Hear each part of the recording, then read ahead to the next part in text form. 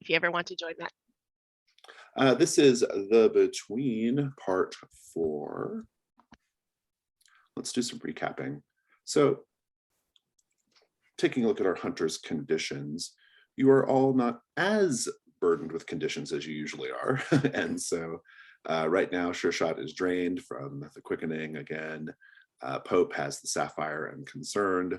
Dr. Noble has nothing. And Ms. Blakely has Marked by the Lurker, which reared its head in a really dramatic fashion last time. And the Wax Doll, which is interesting because that Wax Doll was connected to a threat that is no longer a threat, but maybe it will have a bearing on the story somehow. Let's talk about those threats. So, of course, the St. James's Street Ghost, we learned in the Stinger last episode that the St. James's Street Ghost is now a servant of Theodora. Out of character information. Your characters don't really know that, but in sort of out of character, there's no benefit to pursuing this anymore. You can't pursue it anymore. So, but we do have two other threats: the Limehouse Lurker and the Creature of Cremorne Gardens. Right now, at the Limehouse Lurker, you have 3 clues. On your question, is the vampire in question young or old? And then on the Creature of Cremorne Gardens, you have 3 clues towards, is the creature real or is it a hoax? So we have 2 threshold questions to deal with. As far as the mastermind goes, you are currently at 5 mastermind clues. And we met one of Theodora's enforcers last time, which was interesting. And we also learned out of character that Julius is working for Theodora as well. So let's press forward. Was there anything else that we want to be reminded of before we begin the day phase? In that case, let's talk about new threats. We do have one. It has been we'll just say it's the next day. This threat is called the Spider Silk Seamstress. Some alliteration for you. Among academics, Sir Richard Harlow was a well-regarded, if eccentric, scholar of folklore, known for his vivid storytelling and far-fetched theories. To Hargrave House, he was... Well, I'm about to mute somebody. I don't know who that is, but getting muted. To Hargrave House, he was a trusted friend whose expertise in Fey lore and magic proved invaluable on numerous occasions. The news of his sudden death comes as a shock, even more the manner of his passing. Sir Harlow's body was found at his desk, strangely hollowed and preserved, wrapped head to toe in delicate silver thread. What's more, he was set to present a summary of his life's work at the Blue Feather Society, a private salon where curious minds explore the more esoteric subjects not discussed in formal institutions. Sir Harlow was convinced that creatures of the Fey realm, or the other crowd, as he referred to them, have infiltrated London, and he supposedly had new evidence to support his theory. Ms. Abigail Walker is the chair of the Blue Feather Society. She reveals that Sir Harlow had been courting a one Hazel Beaumont, a mysterious seamstress whose magnificent fashion designs and apparently her company have proved irresistible to a number of London's artistic and academic elite. Each of her other suitors have also vanished, though no bodies have turned up. Who here has the highest sensitivity among you? Looks like it's a tie between Pope and Sure Shot. We'll go with Pope for now. Pope. Hargrave House is familiar enough with Fey magic to recognize its manifestations in the manner of Sir Harlow's death. How do you know that Ms. Beaumont is no human, but a dangerous Fey creature in disguise?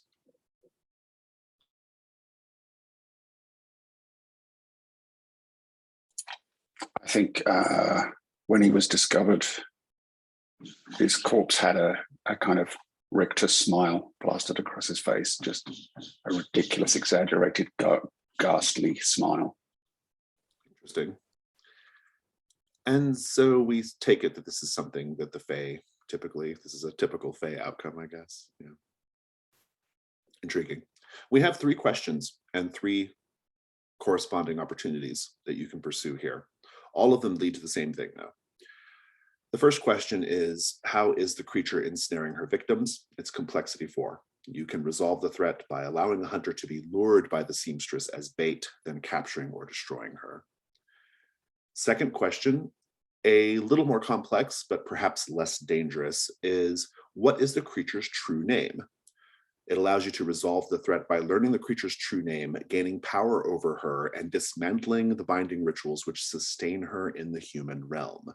Fae names can take many forms: a fleeting series of images, a song or a poem, a word unknown to human tongues, and so forth. The most complex question, but perhaps the least dangerous to pursue, is, or at least in terms of the outcome, is what does the creature truly want? This allows you to resolve the threat by striking a bargain with the creature in accordance with Fae custom. And essentially, there are different things you can do. You can come to any kind of terms you really want, but it could be, for example, the hunters declare who is under their protection, and so she won't attack them. The hunters establish a Fae embassy, helping them to integrate with human society. The hunters assist the creature in a ritual that opens a passage back to the Fae realm. She will depart so long as one of the group goes with her. These are just ideas, but in any case, you can make a deal with her. So long as that agreement is kept, if you pursue that last one, Hargrave House will get access to a custom move called Draw the Veil. We also have a new element of the Janus mask called the Mask of Glamour, which is available to you as well. I'm going to update the sheet with all that stuff later, but for now, that is where we are at. So Sir Richard Harlow's death is now on your plate, and this creature that killed him, in addition to Cremorne Gardens and the Limehouse Lurker.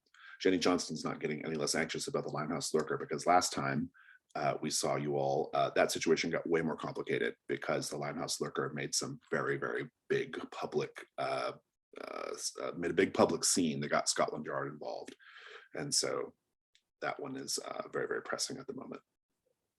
With all that said, I'm going to go around the table and find out what everyone's interested in doing today. Let's start with Ms. Blakely. Well, I assume that my date with Lady Theodora Brathwaite was very excellent. Maybe I'll get her under my spell. We'll see. Right? I think after what I saw at the Dog and Whistle, I think I'm probably going to try and look into the lurker situation, because that was pretty gross. You have one other place you haven't gone to yet in terms of where the bodies were found, which was the Limehouse School. That's an option. Yes. Or you could go back and search the Dog and Whistle more properly, maybe without without viscera and guts everywhere. I think I'll probably just drag somebody with me to the Dog and Whistle in case there's still guts there. Yeah, they can dig through them. Okay, I'd like to go there and engage with my vice while I'm there. Oh, good. What is your vice? Remind us. Shooting things? My vice is shooting things, but I want to reinterpret that as taking shots. Ah, good. Yeah, very good. Yeah, I like it. Pope, what are you up to today? I think it may make sense, if it's okay with Dr. Noble, for Pope to go to the Limehouse School and ask some questions there. Yeah, Dr. Noble, what are you doing today? What do you think? I think I shall accompany Pope, like trying to find out more. Given what we know so far about this lurker, yeah, I'd be very curious to get more, try to see if there's more information somewhere. I mean, it seems like signs are pointing to this is a vampire, physically young, but we really don't know about its background yet. And again, I mean, Dr. Noble's still under the impression it's just some kind of weird genetic disease of some sort, that it's like something that, just making sure it's not going to get passed along, maybe necessarily, and to make sure that there's no more murders by this individual. So Yeah, sounds good. So trip to Yeah, I Limehouse think then. that's the physically young definitely leads me to suspect the school might be worth investigating. makes Um, sense. Sure shot, were you angling for a vulnerable move scene with Miss Blakely? Yes. Let's just have that then. So the dog and whistles, as I described it last time, I think right now it's actually quite empty. There's the barman, Horsford, and there is that same old woman in the corner nursing her drink, complaining about the cold with a blanket wrapped around her. And the two of you are at, we'll just say the two of you are at the bar and you're doing shots. What are you doing shots of? Sure shot.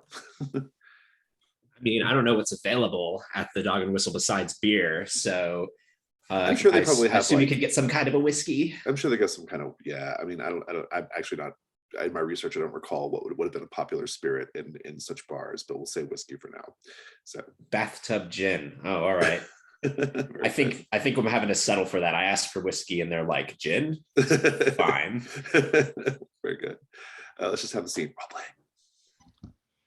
Miss Blakely's just sipping a shot of gin. You're not doing it right. You're not doing it right. I think I've already had like 3. See, like, I'll show you again. Pay attention this time.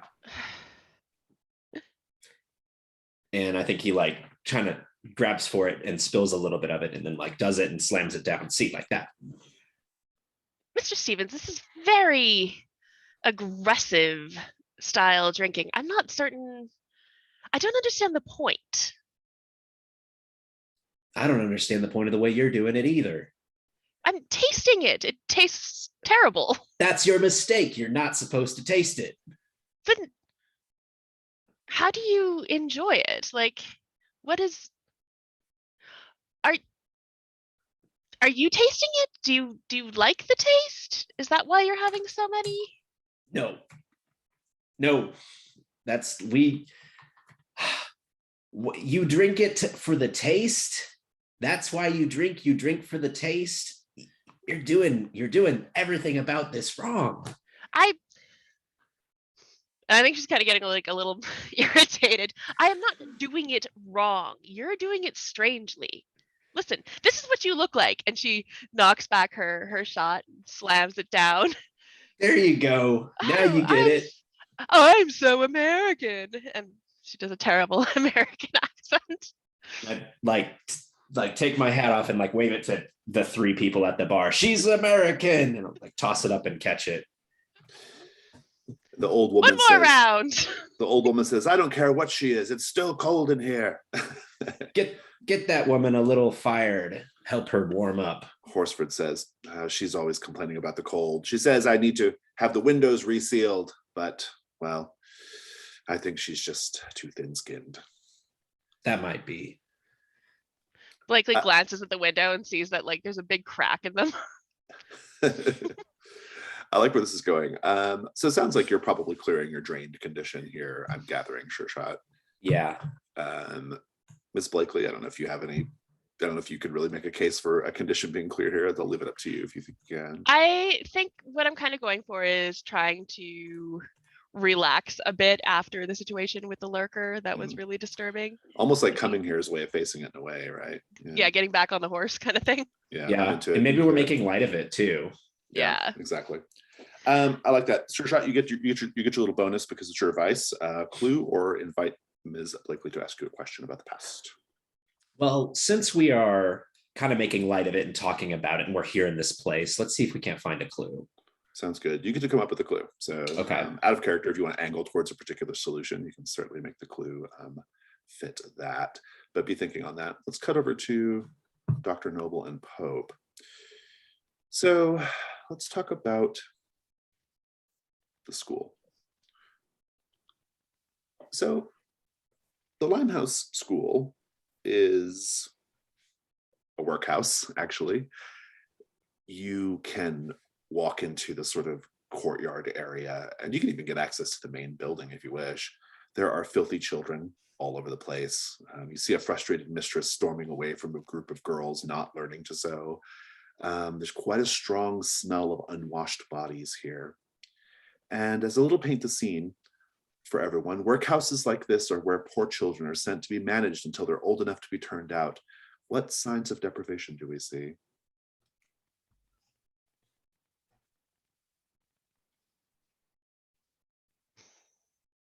I think. Oh, Go ahead. I was going to say, I think that the windows don't have glass; they're just boarded up, like wood. So you can open the windows, but they're just wood pieces, and there's no glass there. I was going to say most of the children are barefoot, and those that do have shoes of some kind have got like what are obviously cast off work boots that are way too big for them. And yeah. Dr. Noble can see from what's showing, which is probably enough. They're frail in the sense of being malnourished, unnaturally thin, and then probably can see a little bit of threadbare through their clothing.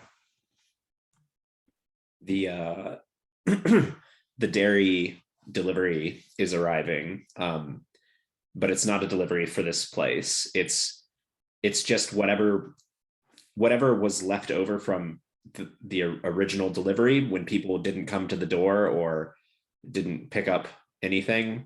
This is just everything that was left behind, and then they bring it here and donate it. So I'll remind you, Pope and Dr. Noble, that one of the victims of our 3 victims was Charla Bell, and Charla Bell was found behind the Limehouse School. She worked here. You saw this mistress kind of storm off. You'll also see a man who apparently is the headmaster. You see him referred to as Mr. Chesterfield, or hear him referred to as Mr. Chesterfield, the headmaster, at one point. And he's very fidgety, kind of wearing a brown 3-piece suit, and he's doing his best to sort of like manage the children, right? But you can tell he doesn't want to touch them. It's very hands off, as it were. Dr. Noble, what do you do?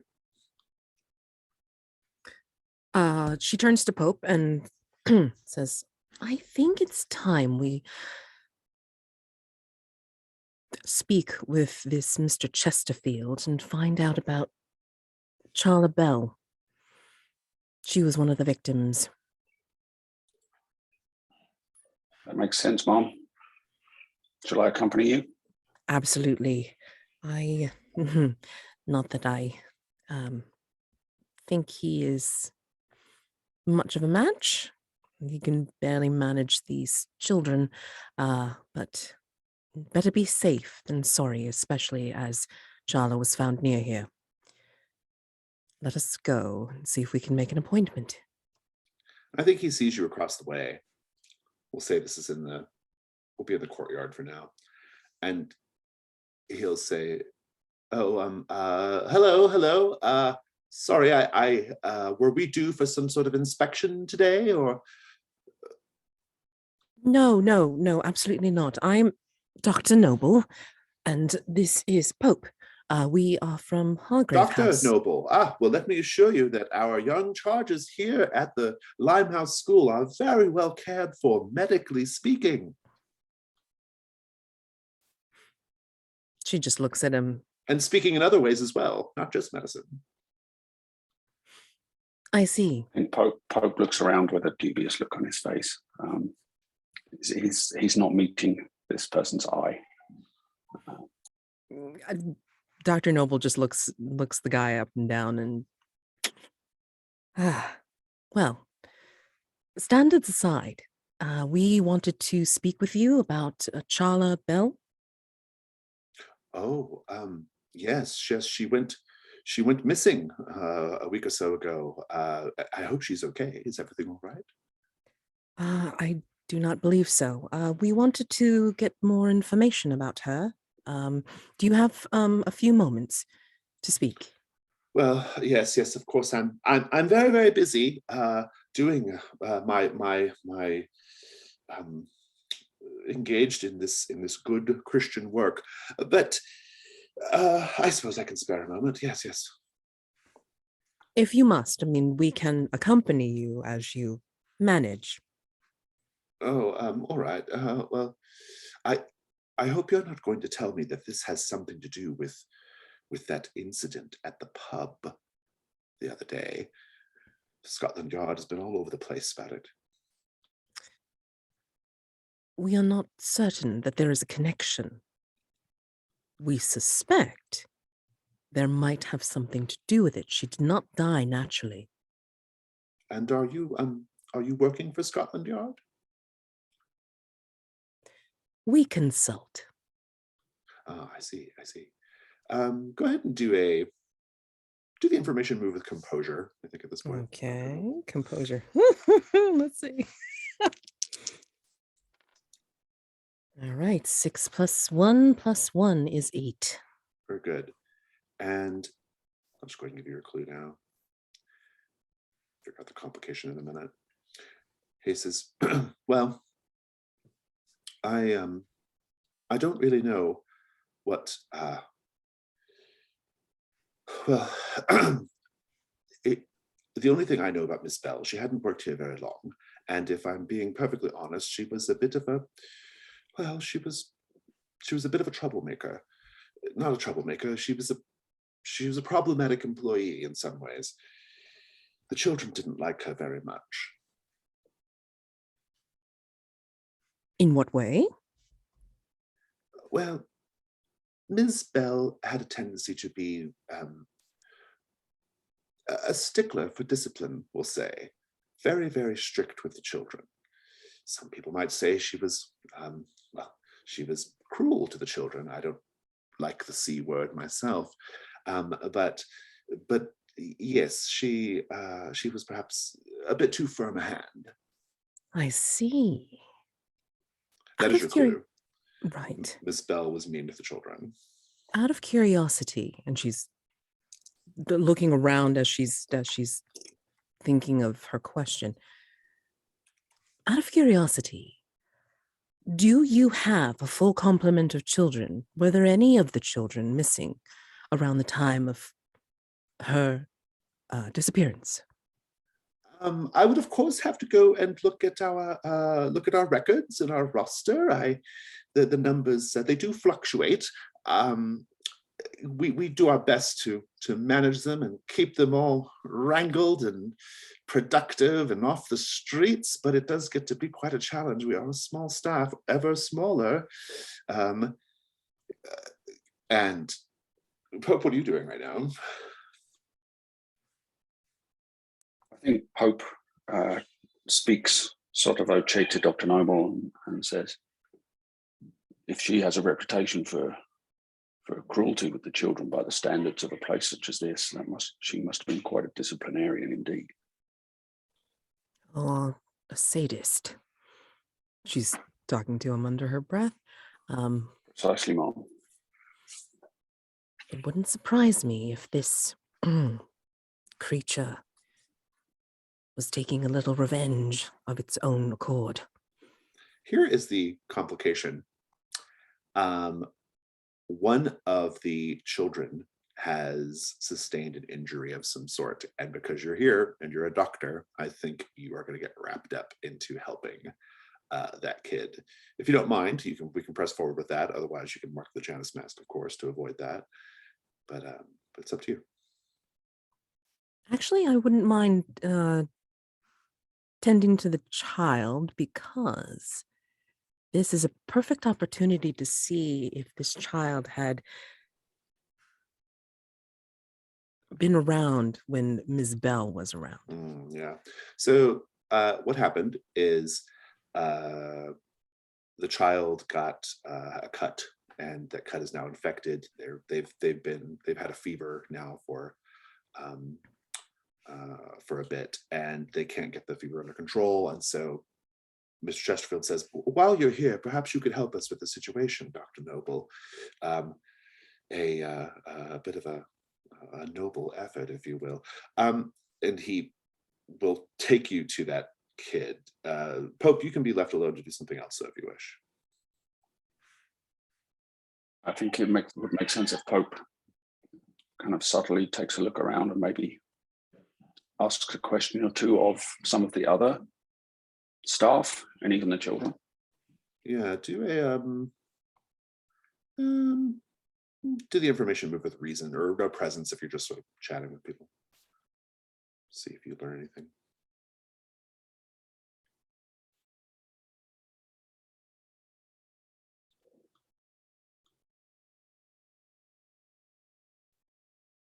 Okay, I rolled Snake Eyes and my Snake presence is Eyes. 0.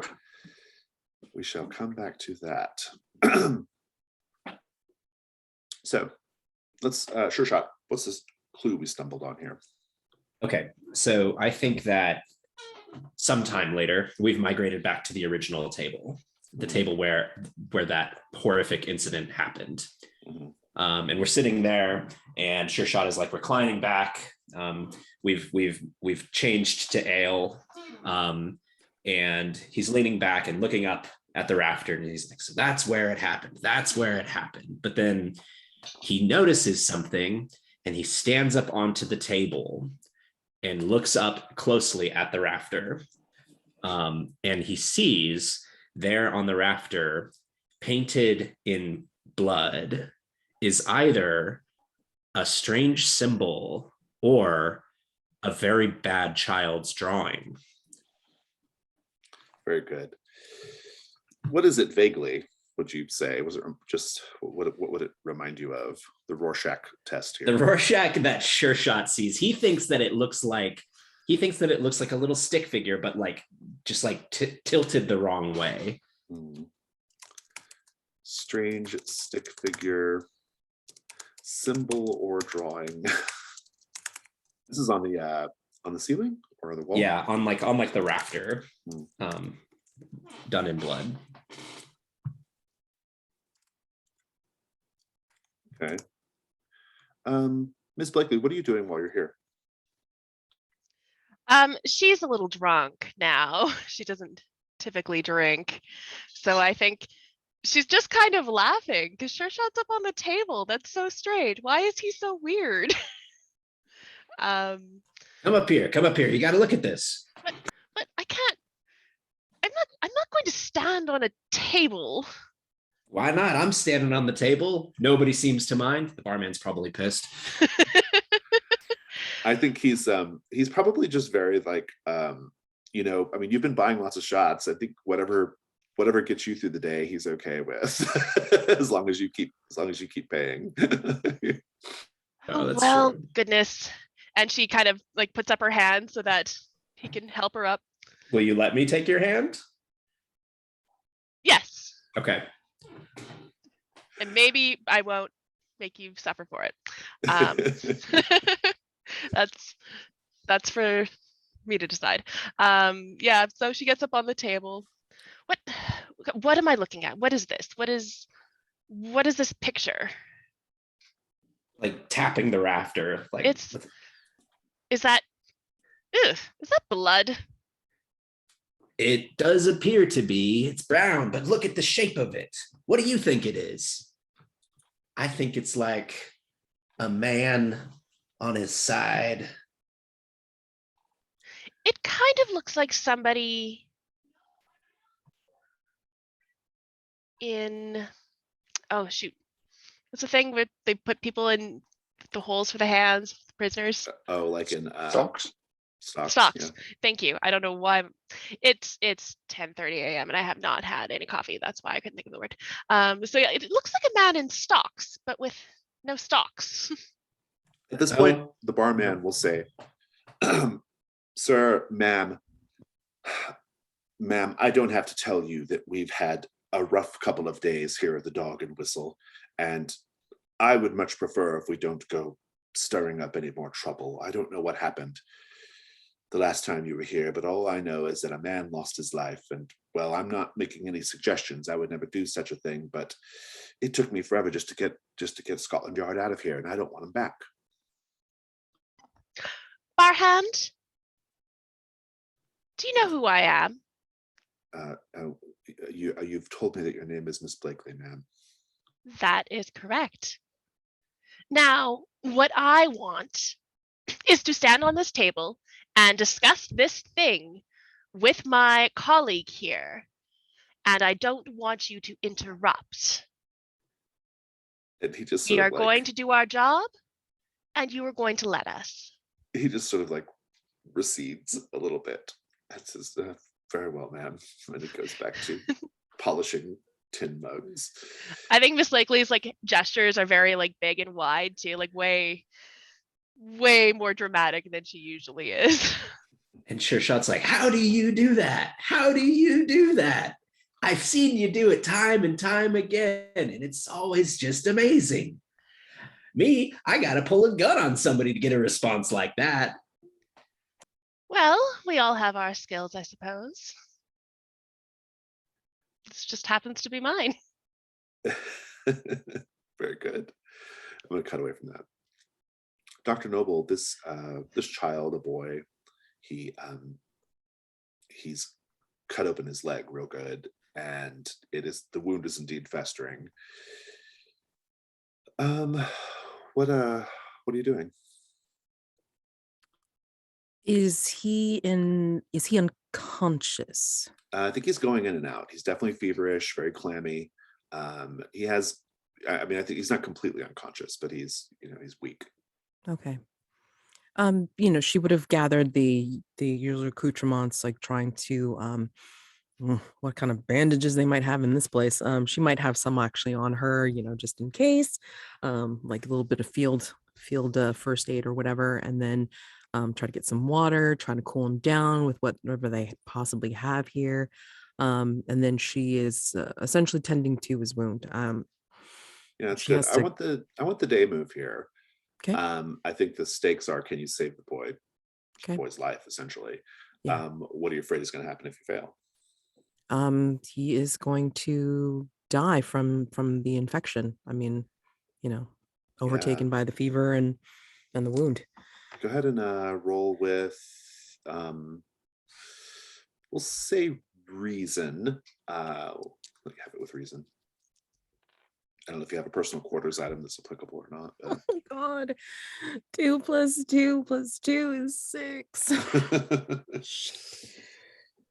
It is all going poorly here at the Limehouse School.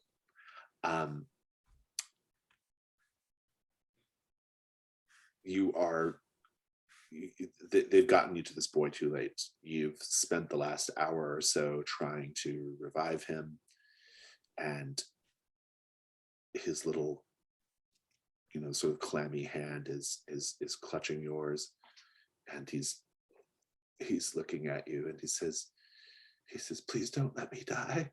Please don't let me die. No. Can I invoke a mask or? Yeah. I'm gonna turn back time. You definitely can mark a Janus mask. Okay. To save the boy. It will be, I think the complication is just going to be that, like, I think that we'll figure out what the complication is. It's probably going to be a condition of some sort, but just giving the scene, like, of you saving the boy. Okay. So I can see that he's starting to succumb to his fever, and I am doing my damnedest to try to save his life. I mean, given what's going on in my past, I mean, like, I'm not going to let that go. So I'm going to try to cool him down as best as I can, like, whatever passes for a sink or a bathtub in this place, just dunk him in there and then just try to, immerse him a little bit, at least so he can breathe, but for the most part his body's immersed. And then I'm going to try to cut away at the infected tissue and wrap that wound up as best as I can, like, for whatever I can apply to clean it up. How are you feeling about the Limehouse School right now?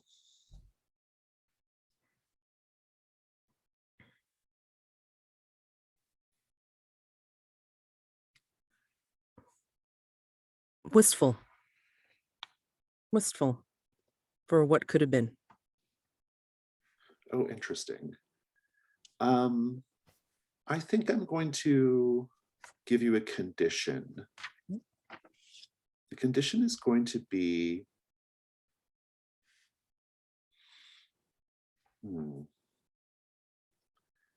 Wistful is not really. I think what I want to do is say that you are. I want to tie you to the Limehouse School in some way. And I think I want it to be very specific. I'm going to give you the condition, the Angel of Limehouse. Okay. You can interpret this however you wish. Okay. You are otherwise, though, you save the boy. Which mask did you end up marking? To be honest, I'm like, I'm not sure where Okay. where to Well, find them. you can mark either the Mask of the Past, Oh, here we go. the Mask All of the right, got it. Future, and I think we even have the Mask of the Sun available on the thread still. So. Okay.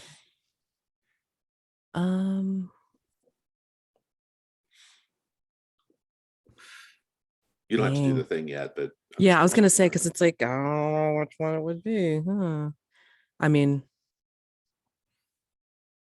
Mask of the Past. I mean, I guess I could just do the first one. yeah, you have to do the first one. Yeah, you just Okay. mark the first one, mark a box. All right, got it. We can do it later. Pope. Yep.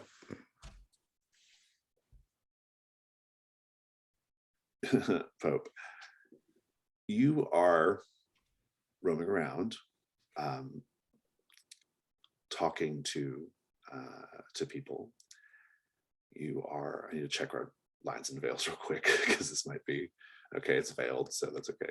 Harm to Children is veiled, so I think we're still probably pretty well on that. You are poking around, asking questions, and you overhear a woman talking to someone else out back.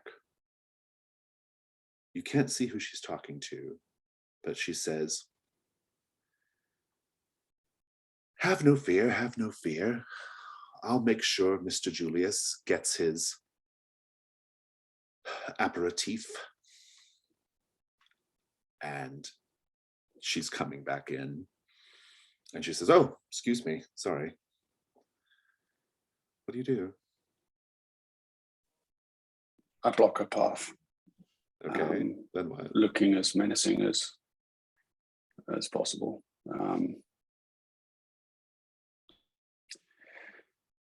Excuse me, I couldn't help but overhear a mention of Julius. I know something of this gentleman. I know something of his tastes and what he may require of a place like this. She says, is there anything you want to tell me? She says, lots of people named Julius in London, I'm sure. I think you and I both are aware that we're talking of the same person. This is good. Do the information move with presence. I think you're intimidating her at this point. Yeah, you can just, regular dice, go for it. A little better than last time. I got an 8. Mm-hmm. Good. She says, okay, well, what of it? I mean, it's not like anyone's going to miss these little rascals. It might be that I myself grew up in a place not so dissimilar to this. Oh, boo-hoo. Don't you have a duty of care? Woe is me, woe is me. Everyone's got a sob story.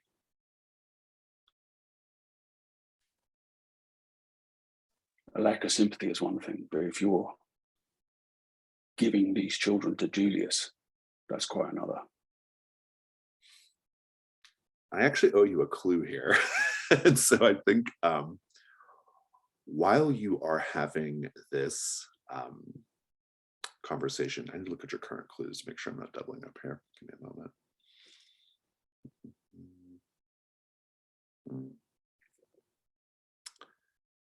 You're starting to notice something strange about this place.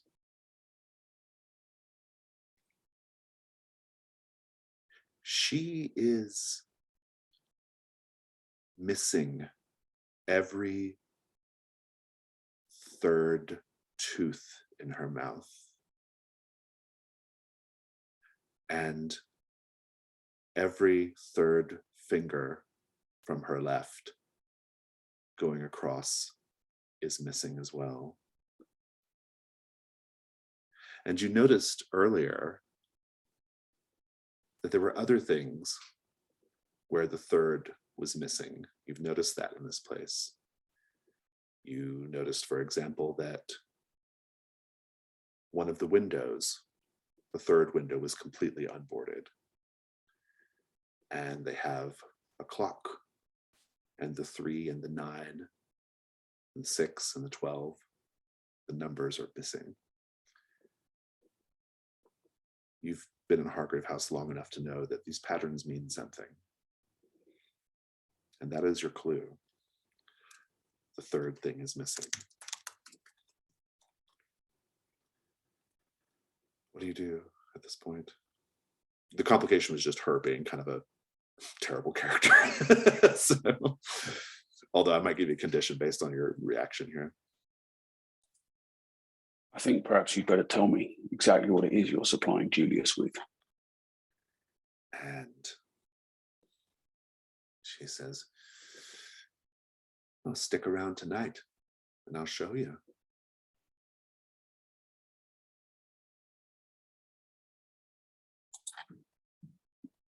Pope gives a sneer and lets her pass for now.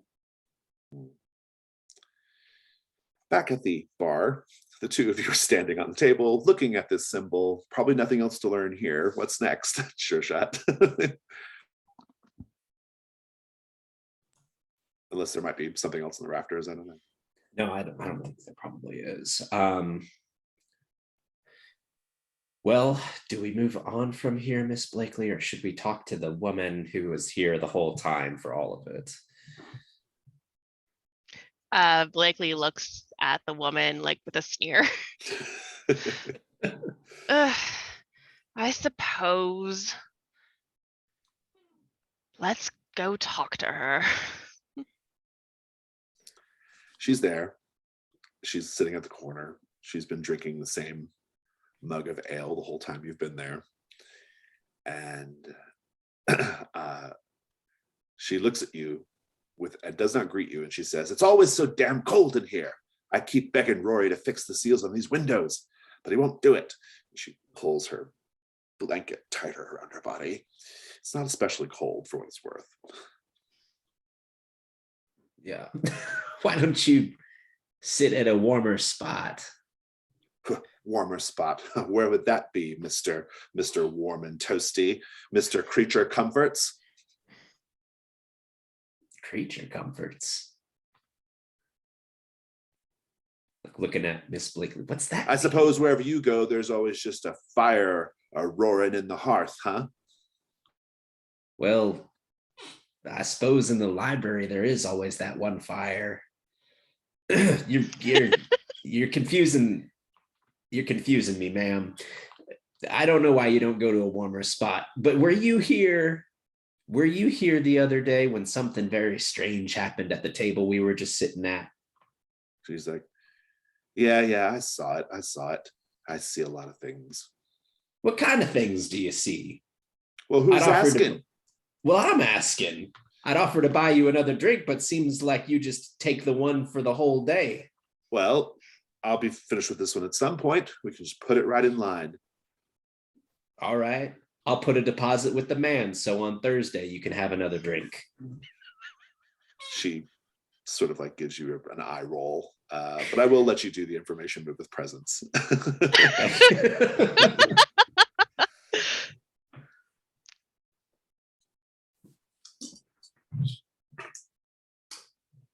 It's 9. 9. Very good.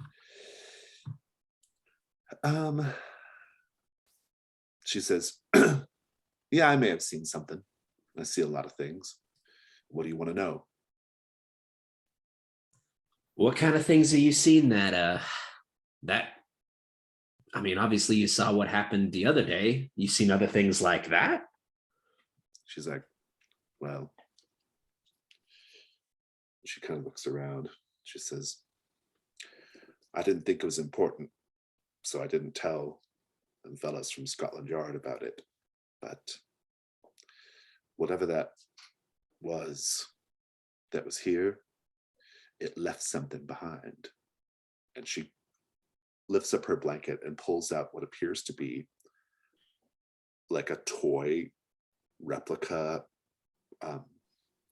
Viking longship with the cracked sail or the cracked mast, as if it was dropped. Miss Blakely steps forward. We'll be taking that. She's like, all right. I just I thought it might be a nice present for my grandson, but okay. You would gift your grandson something from whatever happened the other night. It's probably full of blood. And I suppose you have toys and gifts just falling from the ceilings everywhere you go, huh? Along with your warm fires in the hearth. Here, give him one of these. And I reach into my pocket and I pull out one of these rattlesnake rattle tails. Very good. I like it. Do you want to add a third die to see if that would improve your result? Sure. Mark the PQ. Okay. There we go. Now we got boxcars. Nice. Oh, I just meant add a die to what you'd already rolled previously. But No, I did. it sounds like it. Oh, I see it. I rolled Got it. Yeah, I had a 6 and a 2, and I rolled another die and got another 6. Yeah, that's good. Good. Well, you got your clue clean and clear, and also you're going to get a mastermind clue as well. A broken toy Viking. We'll come back to the mastermind clue. Dr. Noble, the boy is stabilized now. He's he's still kind of going in and out or whatever, but what are you doing?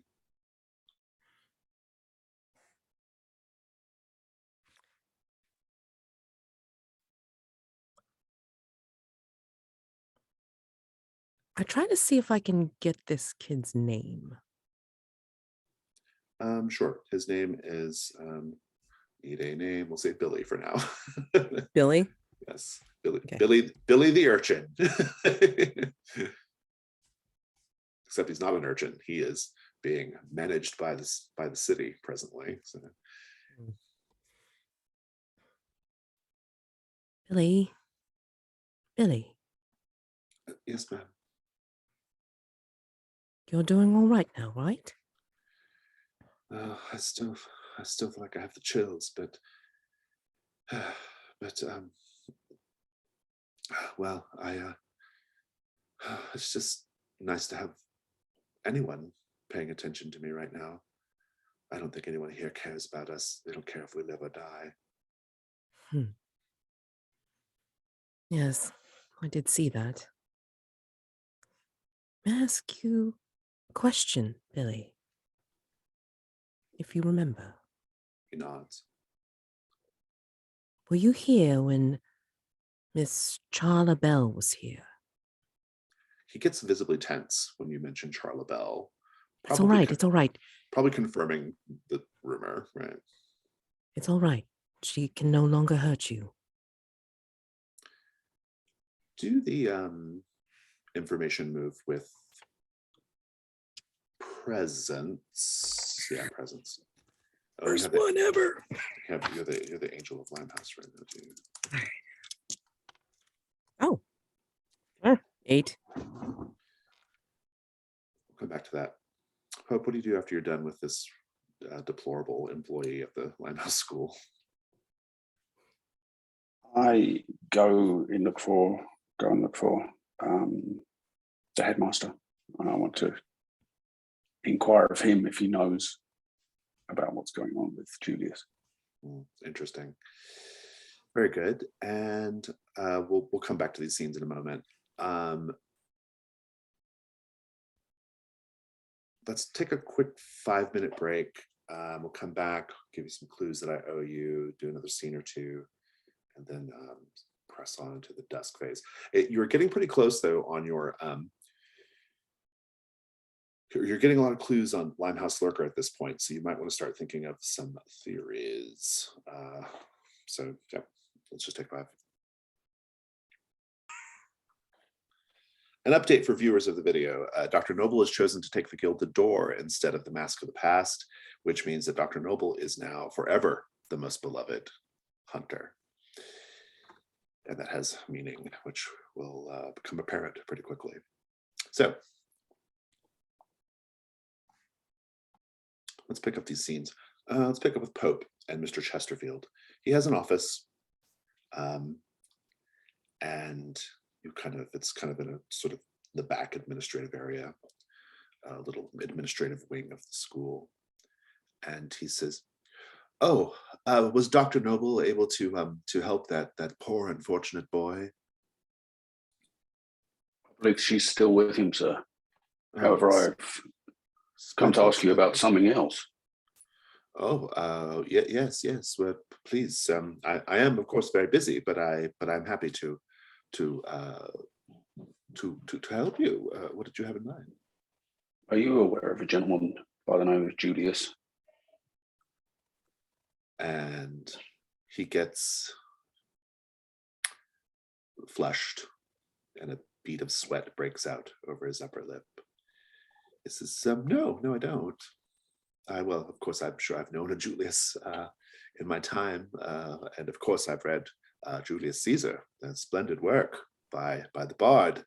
But no, I'm not sure which Julius you might be speaking of." It seems some of your staff may be acquainted with him and may, in fact, be taking advantage of the children in your care to supply Julius with something or other. Look at the time. Oh, I have to say that thank you so much for your assistance here today. And he's kind of getting up, and he's ready to usher you out of the office. Pope stands quite immobile. I'm afraid I really must press you on this matter, sir. It is of the utmost importance and the utmost interest to me. Good. Do the information move with presence, and let's see how that goes. Oh, I rolled a 10. Oh, very good. Present 0, so natural 10. I'll give you a clue now. He says, I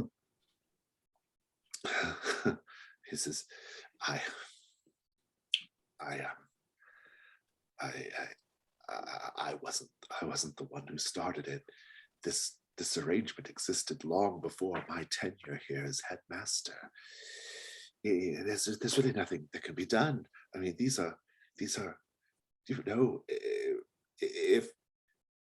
if someone purchases property, say somewhere in the city, there are covenants that attach to that property, yes, and the new owner of the property must abide by them. Well, this is a very similar sort of arrangement, Mr. When I became headmaster of Limehouse School, I discovered that there were certain arrangements, and sometimes arrangements have to be honored in order for the good working of things to proceed. Here you will also what notice arrangements? You will notice that on the wall, he has a wall planter with 3 spots with ferns, but the third one is missing. That's not your clue, but just an observation. What arrangements might we be talking about precisely? And he sort of swallows hard. And he says, I want to show you something. Will you come with me down below? Lead the way. Cut away. Sure shot. You're getting a mastermind clue, right? Yes.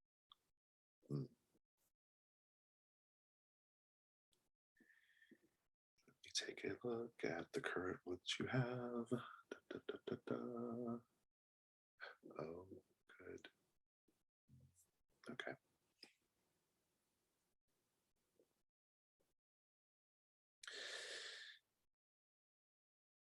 Give me one moment.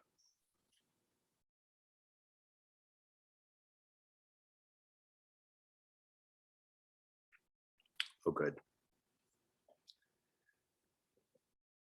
You're getting down, or no, you've already gotten down. You were talking to the lady. She's got a paper, the Morning Chronicle. Her name is Elma, by the way, Elma Thorpe. She's reading the Morning Chronicle, and the Morning Chronicle is carrying a very strange story indeed. A pile of roses dyed sapphire blue was left at the door to the Queen's bedchambers in Buckingham Palace. No one knows who left them there.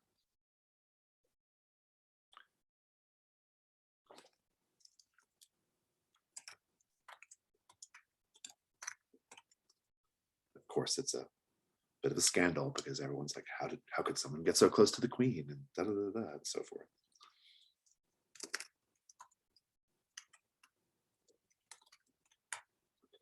Meanwhile, Miss Blakely, what are you up to?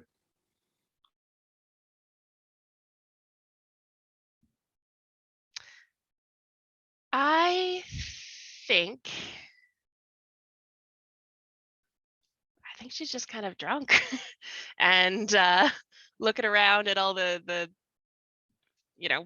people, average regular people that are hanging around in this place. And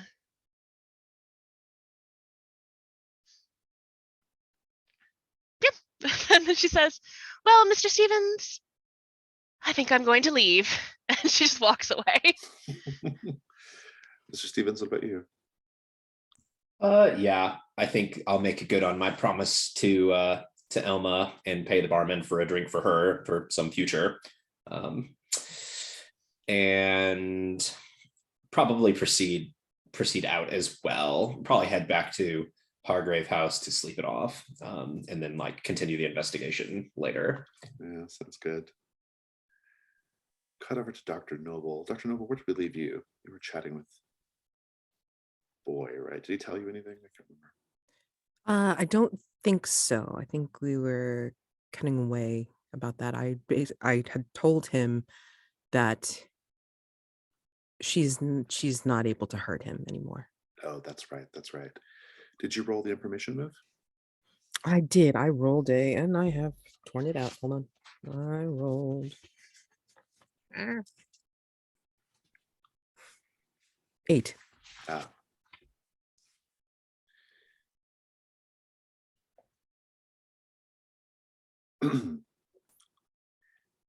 He will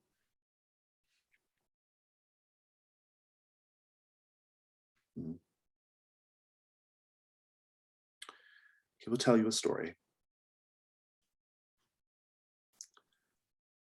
He'll tell you a story about the night Miss Bell was last seen. The Limehouse School was invaded by a thick swarm of bats on that night. They were everywhere, hanging in the rafters, tormenting the children. Some of the children managed to catch them, and he even has a little box with holes in it, and he shows you his bat that he managed to catch on that night. And the kids think that the bats did something to Miss Bell.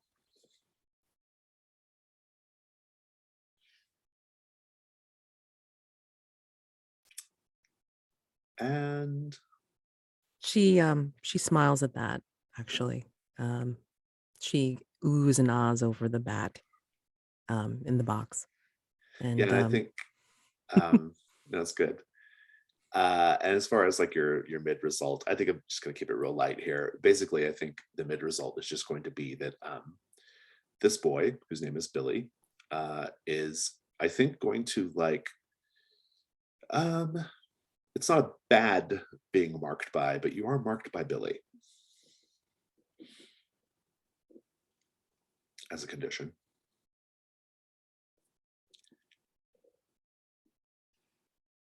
And we'll wrap up the day phase with Pope going down into the basement area of the Limehouse School. And he says, "What do you know about history, sir, particularly history of this city?" When I say history, I mean very, very ancient history. I confess, sir, my education was perhaps not all that yours might have been. Well, let's just say I've gotten an education that is very, very practical and hands-on, and it takes you down quite a ways. The basement goes down pretty deep, you know, kind of like 2 flights, and it's just a basement area, nothing too remarkable. And he leads you, he lights a lantern and he leads you across the other end of the basement to a wall that has been boarded up. And he says, "Help me with this," to remove the boards. Do you? Cautiously, but yes. And behind that wall, there is a little, it's the top of a set of stairs that go down even further. He says,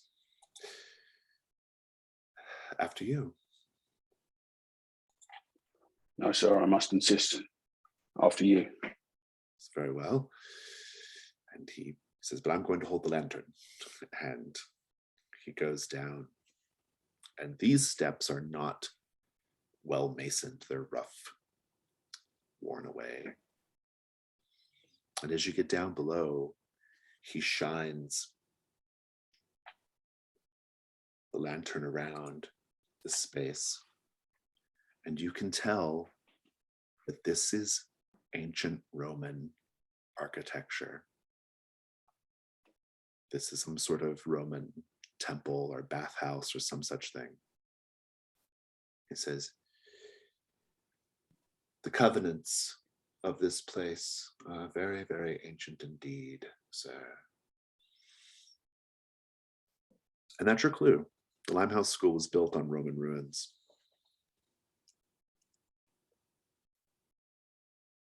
Why, I'm afraid I don't see the relevance to the matter at hand, sir. Well,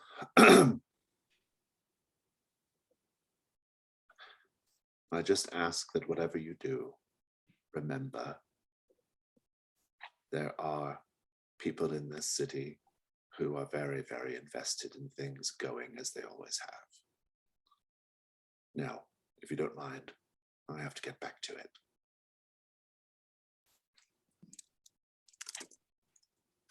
Very well, but rest assured this matter is not closed for me.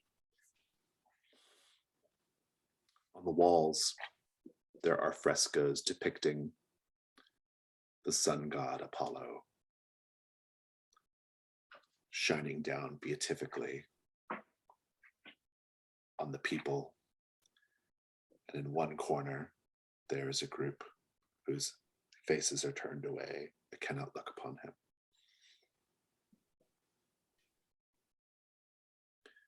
And so brings us the dusk phase. I should say, so we are brought to the dusk phase. Playbook moves. Mr. Stevens, would you like to roll Quickening, please?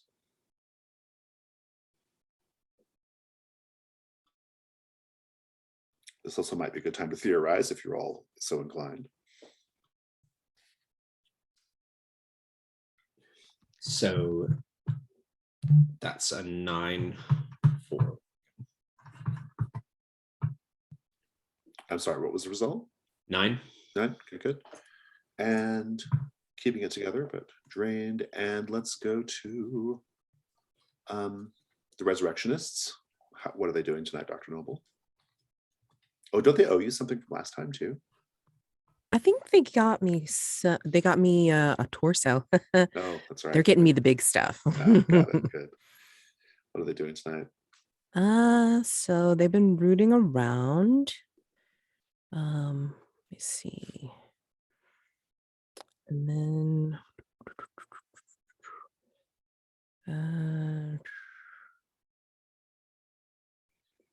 So they'll be digging up some corpses, and then Dawn will give me another body part. And then,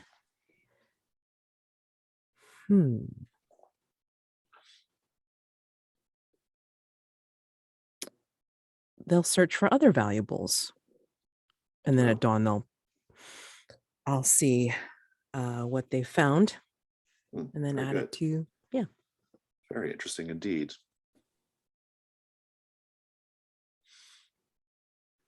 Awesome. I was actually going to give you like a drunken condition, Miss Blakely, but I think unquenchable thirst would clear it anyway. So I think you're probably okay. Slept it off. Yeah, indeed. Do you all want to answer a question at this point about the Limehouse Lurker? You've got loads of clues. Yes. Yeah. Mm-hmm. You've got enough to go after both of them if you want. So, or the follow-up question as well, but you got to get through this first one. So what do we think? Can I make a pitch? I'm thinking cult. Got the marks on the bodies like suns and planets. We have the Limehouse School being built on Roman ruins. What if this vampire is old and was a child involved in some sort of cult? Yeah, if it's tied in with this kind of Apollonian cult that Pope seems to have uncovered some kind of evidence of, that would make sense. So let's work on clues then. I mean, if there's no objections to the basic theory. I like it. Mm-hmm. You and get tie into the man in the sun mask, presumably. Yeah, absolutely. The die roll is made at -4, and you add 1 to that for every clue you work into the theory. So what do you think here, Amanda?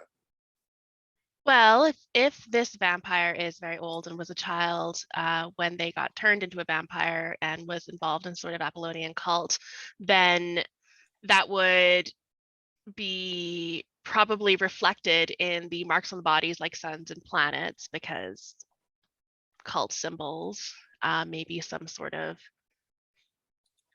way to make deference to the cult in these sacrifices this kid is doing, this vampire. Limehouse School being built on Roman ruins, I mean, that could just very easily be the meeting place of the cult. Maybe even they source children from there for whatever reason. I was wondering if it might even be that they're kind of out of the sunlight. You know, if this was something to do with Apollo, the sun god, then this fresco that I saw of people turning away from that sunlight, that could be the vampires. So that maybe they're using the symbols of the suns to try and appease, or to, you know, protect themselves from that kind of exposure through the sunlight. But as far as the threshold question of whether the vampire is old or young, though, you may not need some of these clues for that purpose. You might just need like some of the more basic ones, right? Like, Yeah. I mean, again, the thing with the broken toy longship, I feel like, you know, this is one of the few mementos, if the only memento, that this kid who's really, really old and ancient has kept throughout its long life. And then the Bible with all of the story of Noah ripped out. Basically, it's like, yeah, this kid's experienced the flood. I mean, it's like, you know, either like a lash against that's fake and wrong, or just like a memory of its that does not want to be, you know, recalled. so it suggests that the cult itself is very old too, right? Yeah, like, exactly. That's interesting. Well, so that seems like 2 pretty reasonable clues to start with. Yeah, I think I have an alternate theory where it's a young vampire. Is anybody interested in thinking about that, or should we just pursue like the old vampire?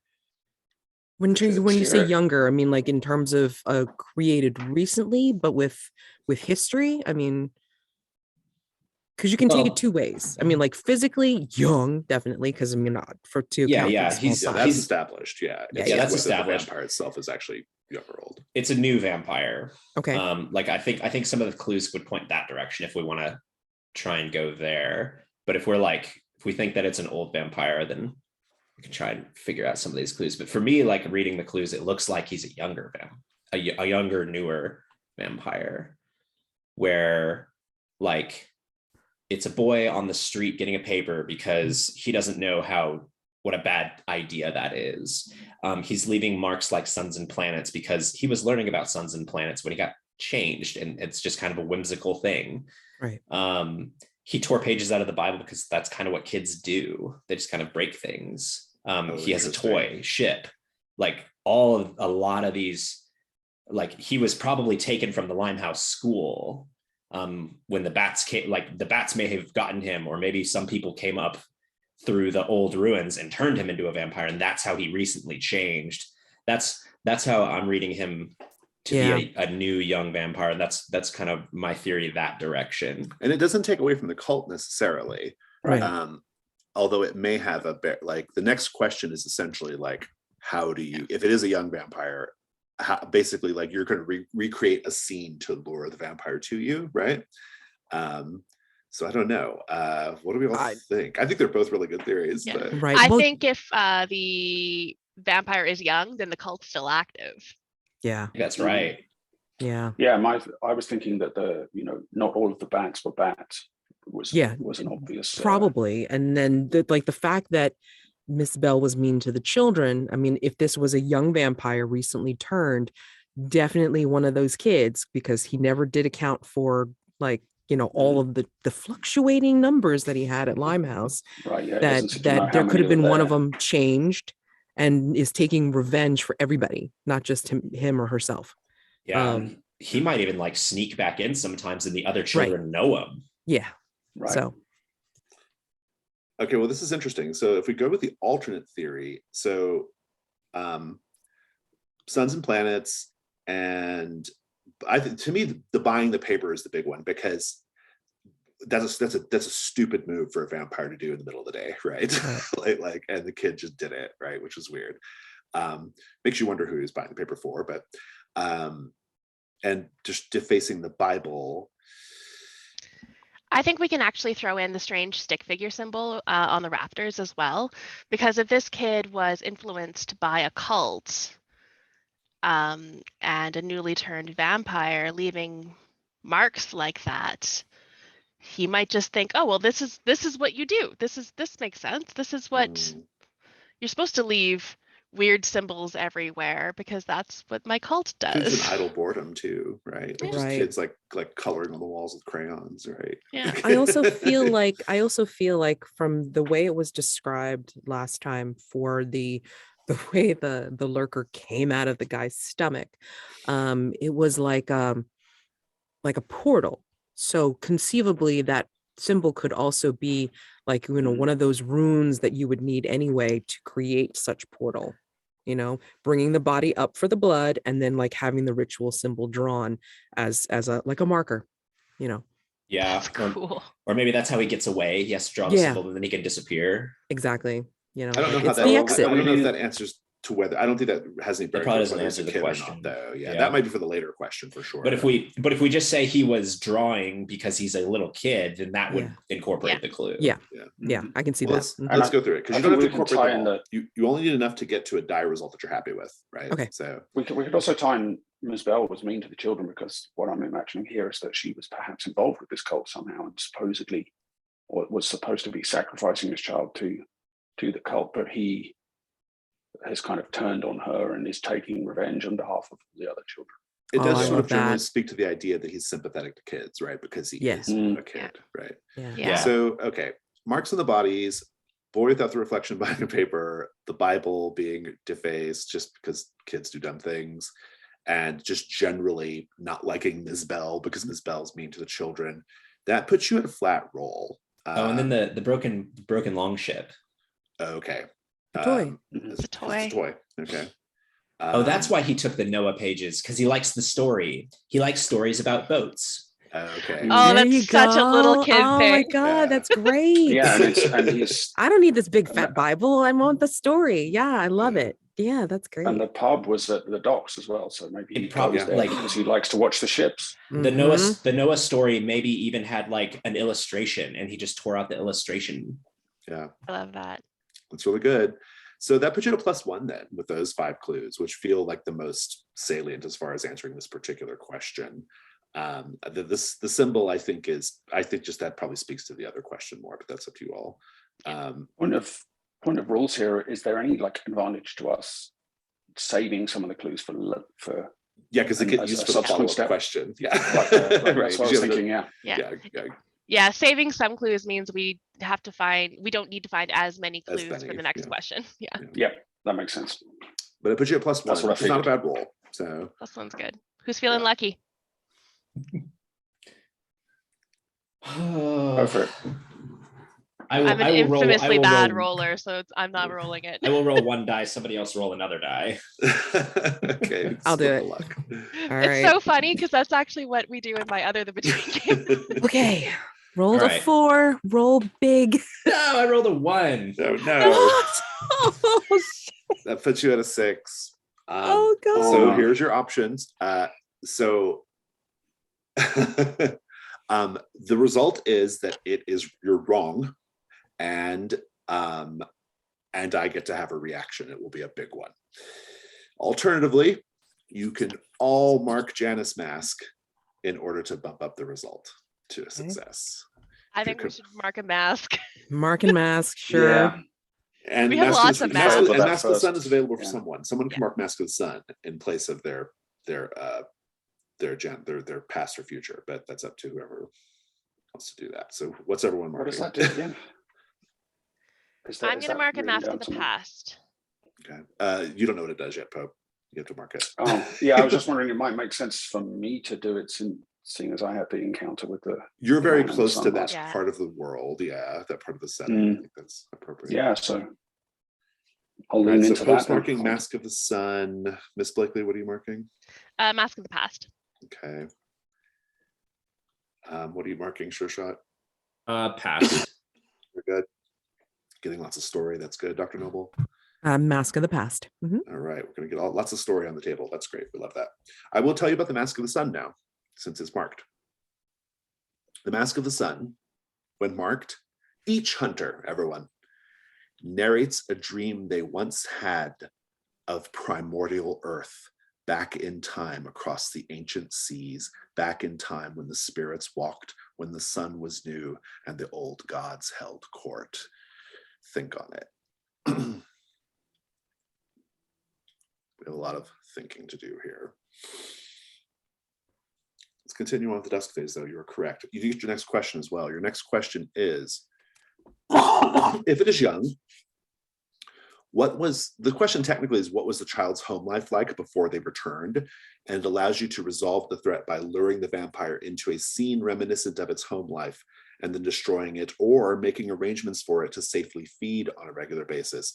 You can interpret home life here, or this to be the circumstances that right before it was turned, basically. And if you want to incorporate the cult into your answer, I think that's great. This kid seems to, and maybe I'm just taking the clues out of our original context, but this kid seems to like to read newspaper, Story of Noah. I mean, yeah, he's a reader. Yeah. The fact that this kid well, can read is It's pretty impressive. is Yeah. impressive too. yeah. Maybe we need to lure him to the water, since he seems to have this interest in boats and things nautical. This is a complexity 4 question. It should be. Let me check. Okay.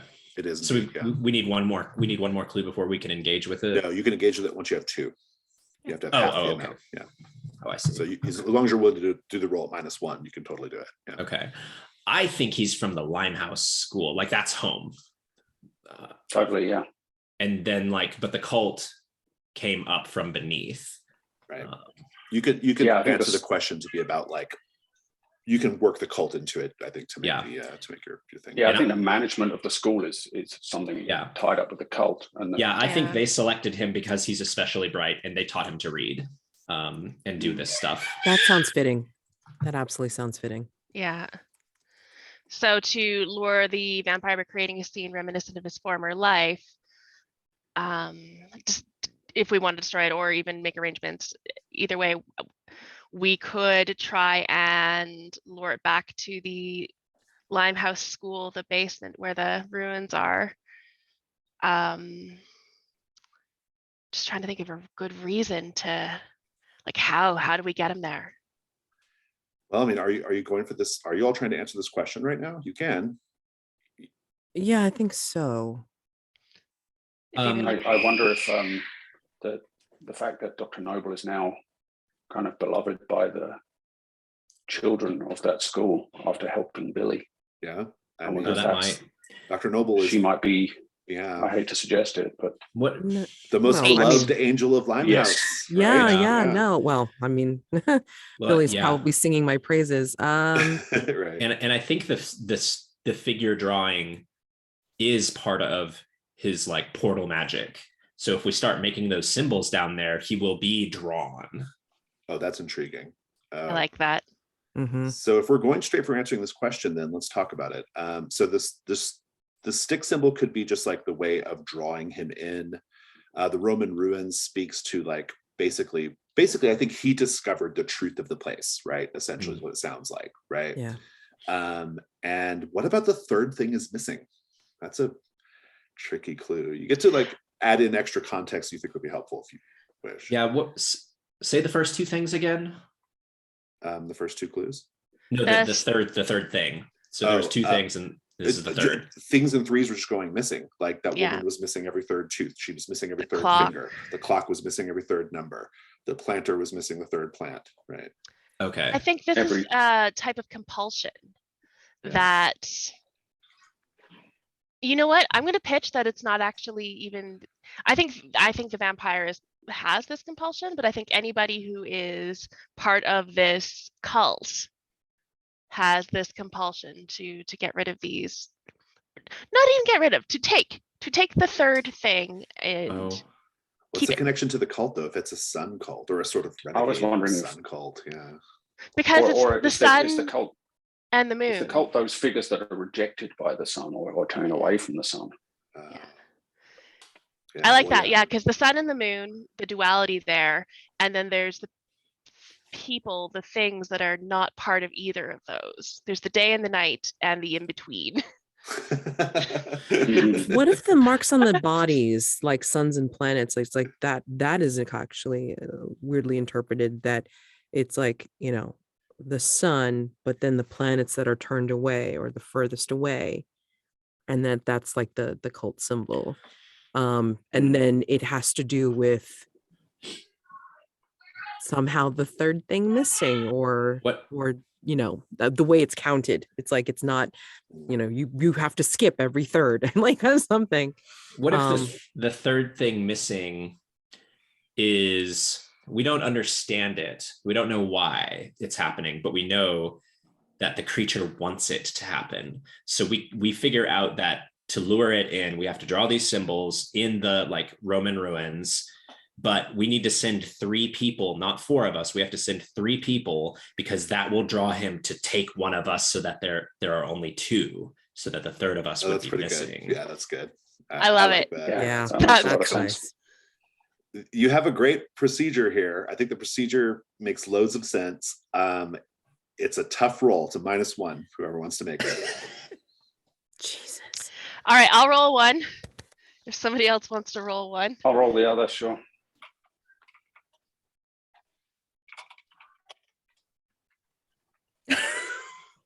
I rolled a 5. Okay, I rolled there a you go. 4. Decent. So decent. So that's an 8 total. Yeah. Not bad. It's So not what a it means miss. is it means you're correct, and you have now unlocked the opportunity. The opportunity is lure the vampire by creating a scene reminiscent of its former life, then destroy it or make arrangements for it to feed safely. But because it's a mixed result, it's going to be a struggle. This is not going to be an easy task. You're going to have some opposition that you're going to be facing while you do this. I think it probably goes without saying what you're all going to be doing tonight, but I will ask you nevertheless, what is everyone doing tonight? Let's go around the table. We have to decide who the 3 are. Yeah, that's true. Yeah. I think if Dr. Noble is the bait, then Pope is for sure one of the others. He wouldn't leave her let her go into that danger alone. And one of you can be like in the school part and not down in the temple part, right? I mean, that's, you know. I think Miss Blakely will be in the school part. She is a cult leader, so destroying a cult is kind of like feels karmically bad. Yeah, it just feels bad. It's a rival. She doesn't want to cult, ruin though. her own Destroy temple. it. What are you Yeah. talking about? Also, if anybody happens to come by and be like, hey, what are you doing here? Miss Blakely can just be like, don't talk to me. And then they just walk away. So It's good. I like it. Okay, so then the other three of you are going to be down in the temple portion. Okay, I love that. At this time, we can do Janus Mask prompts. If you all want more time to think of it, though, you can wait till the dawn phase if you want to wait. But if you know your prompt, how your prompt is going to go, you can do it now. I can And do mine. everyone has to narrate a dream of primordial Earth as well. So I can do my Mask of the Past now. I think I've got it. So the camera, the audience, kind of zooms into London, and again, it's clearly London, not as it is now, but in the past, in some indeterminate time where there's coaches and stuff, not cars or anything, of course.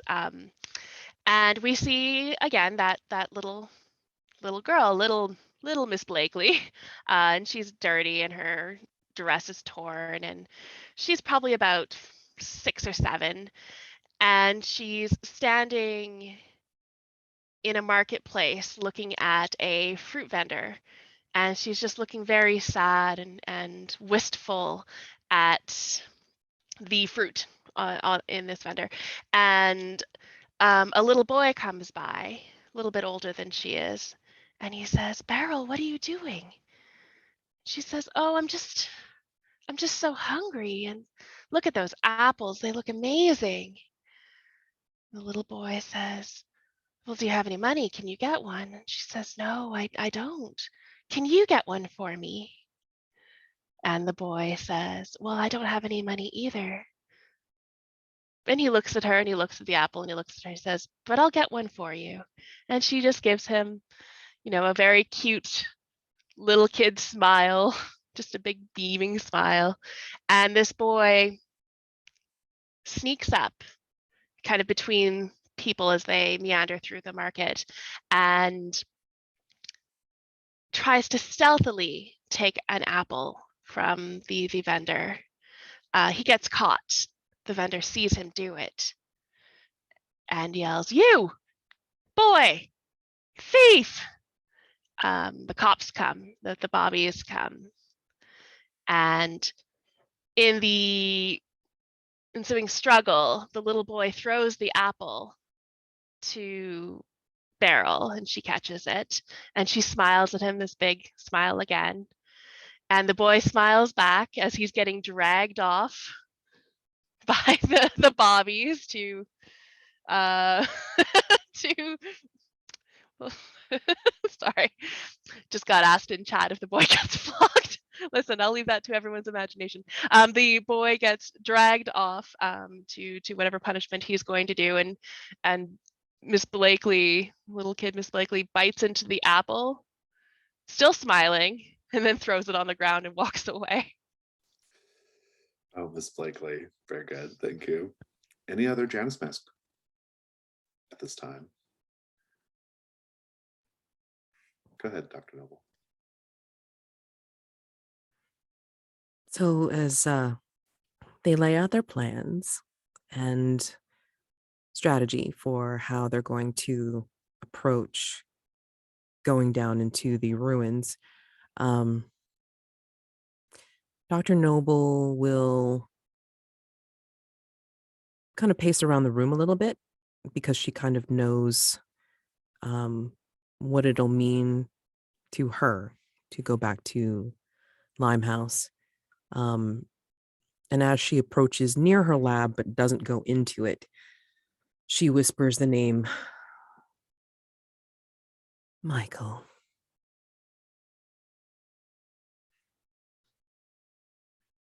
Good. I love it. Anybody else? I think I've got the dream. Oh yeah, let's have it. And I think that Sure Shot has this dream again as he is sleeping off his early day drinking, and you just see him on his bed tossing and turning and like sweat happening. But in his dream, as he's having it again, he is this ancient hunter person, like running through jungles and across like rocky terrain. And in the sky, it's bright and it's sunny, and there are like erupting volcanoes and things like that. As he's like has this fear of something that's happening, something that's going to happen. And in the sky, there are two suns, two bright suns. And he comes out of the jungle to this cliff edge where a dark figure stands and looks at him and smiles and looks up to one of the suns and opens their mouth and reaches their hands up high. And that sun comes pouring down into this individual's open mouth. And then there's only one sun in the sky. And then Sure Shot wakes up. Nice. I love it. Anything else on Janus Mask? Yeah, maybe I can try for a dream as well. I was thinking of Pope dreams of, again, a band of kind of hunter-gatherers in ancient times, and they're traveling through a sunlit, sun-parched region, and they come upon a valley where they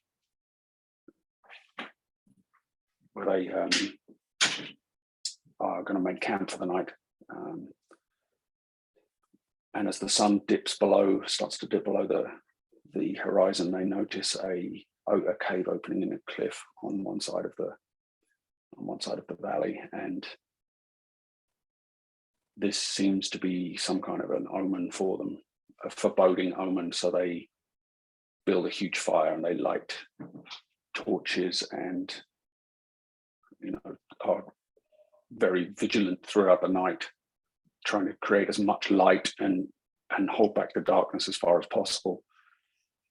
And there's some relief among them as they see the first hints of the fingers of the dawn coming over the horizon.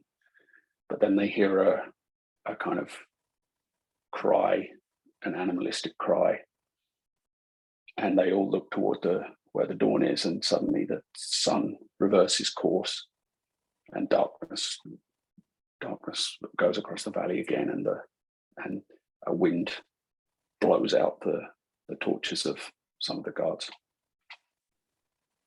Very nice. I'll do a dream as well, but man, I don't know if I can top that. That was real good, both of you. Miss Blakely was also sleeping off her day drinking, and she's also kind of tossing and turning.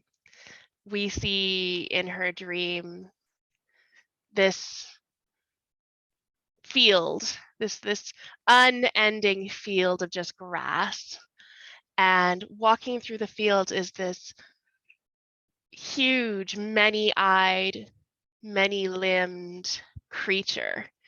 And each step it takes with its many legs, where its footprints land, you see flowers and trees start to grow. And it walks through the field, creating a forest behind it. When it walks out of sight, we see now that another creature, this one made of shadow, starts flying through this forest. And when it flies through the forest, we see everything it touches starts to decay and fall apart. So some of the forest is still growing, some of the forest is dying.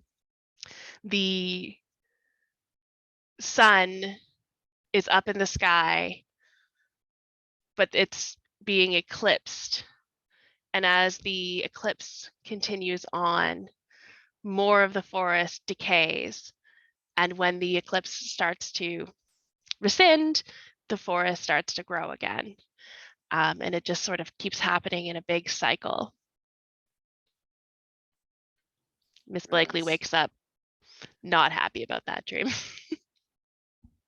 Indeed. If there's nothing else, we can get the rest of our Janus Mask in the dawn phase. I forgot to do the paint the scene about Hargrave House. So let's do it now. And keeping with our theme for today, we're going to do the kitchen. The kitchen of Hargrave House existed long before the rest of the house, having been part of a pub that stood on the spot before Belgravia was redeveloped to be a residential district. What do we see that reminds us that the kitchen is much older than the rest of Hargrave House?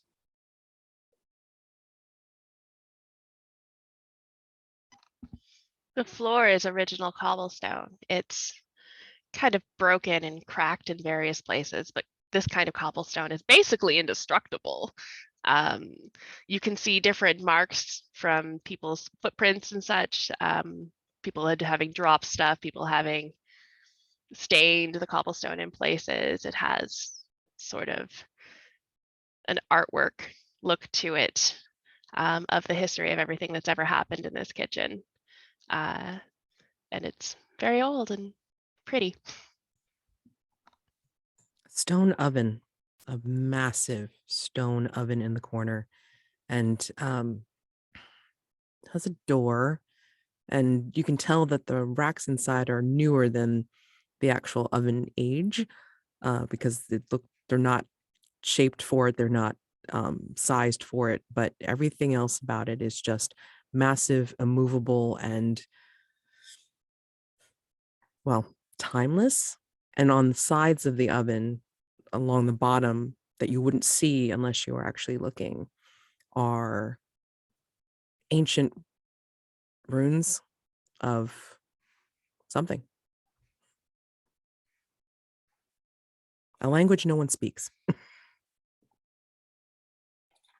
I think tying in with the oven, over the fireplace, there's a huge open fireplace, I guess, on one of the walls, and there's actually the remnants of an old contraption, which would be where the spit goes to turn an animal. But there's also a wheel next to it, which is where at one time they would have had a dog running to turn the spit.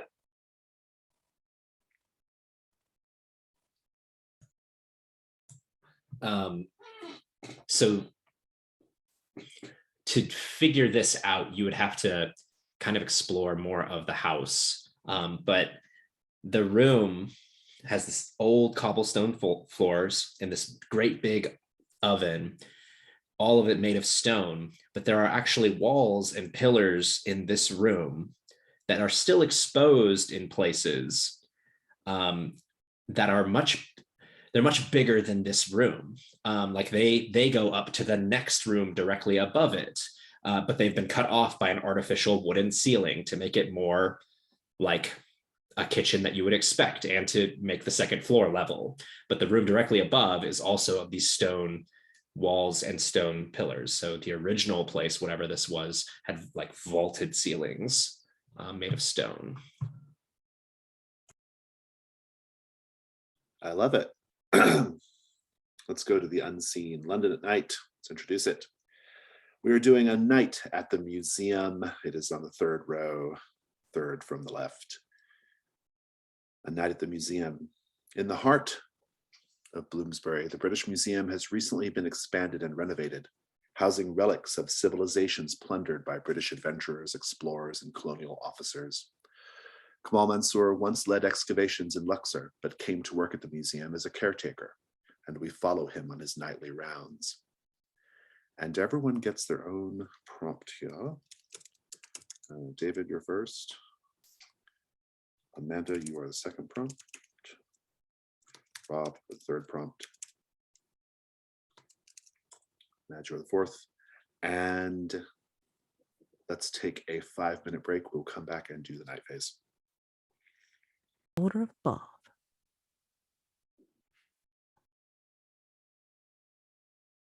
It's the night phase. The museum.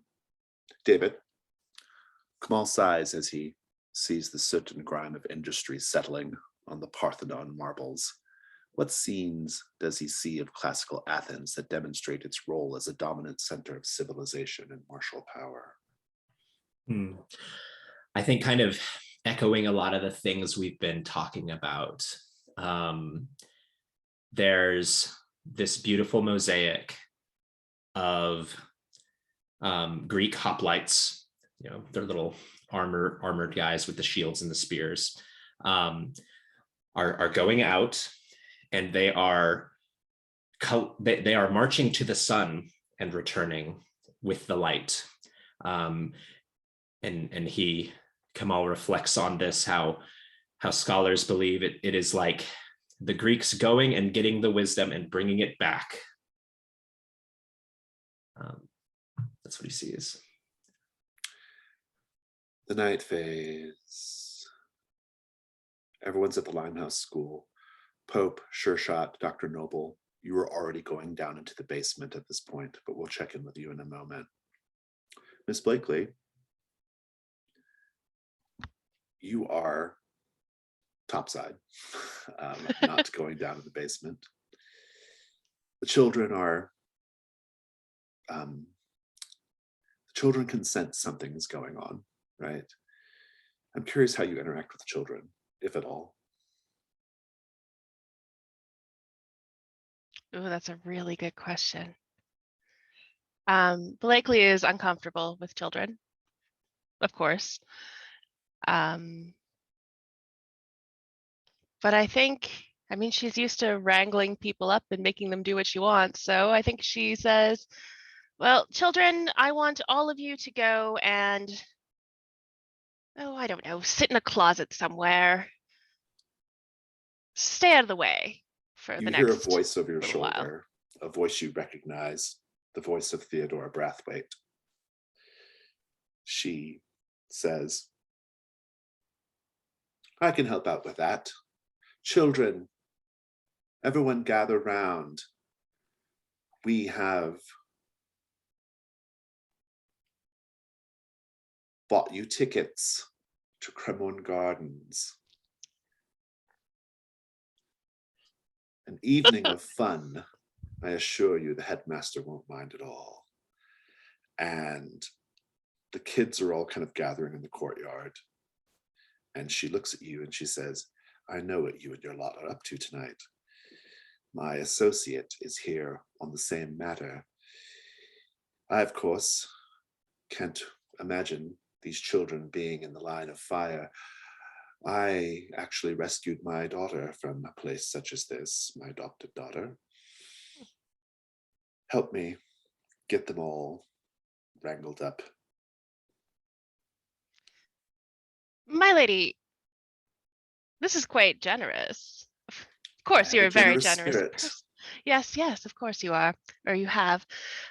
Why are you here? Well, let's just say I'm very interested in the work that you and your colleagues do. Well, I cannot say it is terrible to see you again. It is quite lovely, of course. We had a splendid time at the opera.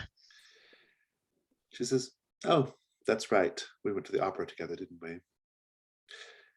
And she says, come along, children, come along. And there are carts. They've hired carriages and carts to load the kids up into, and they're getting the kids out of there right now.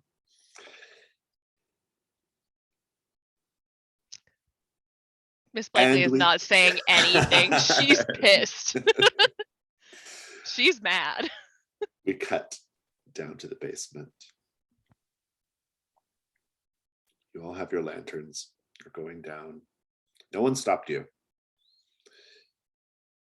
You're in the basement, getting ready to cross the basement to the entrance to the temple, the stairs that go down to the temple. Noble, you hear a voice in the dark. It's that woman, that reprehensible woman who is giving the kids to Julius. She says, I thought you might turn back up tonight. Just couldn't keep your nose out of things, huh? What business is it of yours to be down here? Pope, what do you do? This is the woman that you were interacting with before. I think I've, by that point, informed Dr. Noble about this whole interaction and what's going on.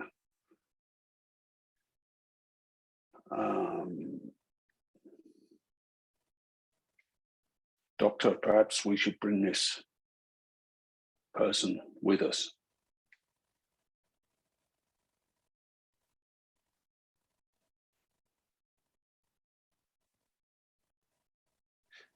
She steps out of the shadows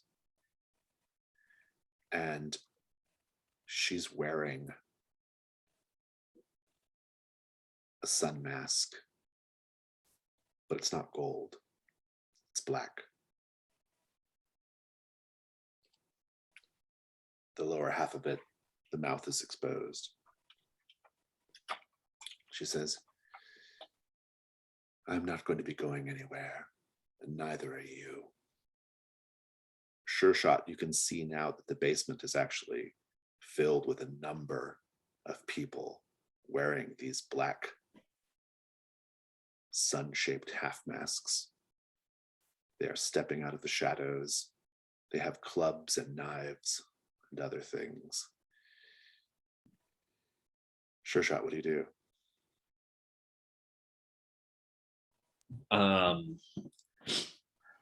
I think that I push my duster back behind my holster so that way it's exposed and I have my hand, that ready.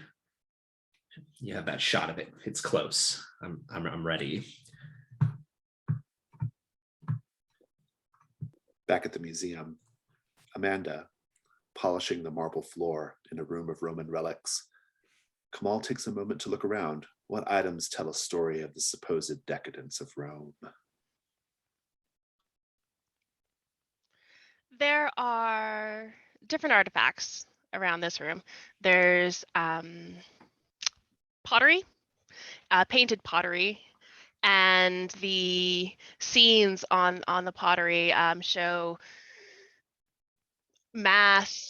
these massive parties, these people, and they're eating grapes and they're lounging around and there's music being played, and you can tell that this is just all of these different pieces of art are showing how irreverent and oh gosh, what's the word I'm looking for here? Decadent. The people in the art are being. That's orgies and wine and food and dancing, and it's all very Dionysian. Or Bacchan, in the case of the Romans. Right? Or Bacchan, yes, of course. I'm like, what's the Roman version of this? But without the, well, maybe some tearing off of heads. Got to have a little bit of that. A little bit. Just a little. For fun, as a treat. The kids are being moved out of Limehouse, and they're all kind of like leaving or have left, and it's just you and Theodora in the general common area where the kids live and work inside the building. And she says, have you met my associate, Miss Blakely? I couldn't possibly know who you mean. She says, Julius. And Julius sort of steps out of the shadows. And I don't think you actually talked to him yet, have you? Not yet, no. But you know him from reputation, right? Yeah. No, I think I've established that I knew him from when he worked at Hargrave House. Yeah. He says, oh, I know Miss Blakely very, very well, and she knows me. Julius, the last time I saw you, you were begging at my feet for my attention. What are you doing now? How are you like this? I have to go down and dispatch your colleagues if my followers don't manage to first. But I thought I would come and say hi to the enchanting, radiant Miss Blakely, whose blood I can smell on the air. Would it interest you to know, Miss Blakely, that there is another in Hargrave House whose blood is even more intriguing than yours? A person in Hargrave House who is,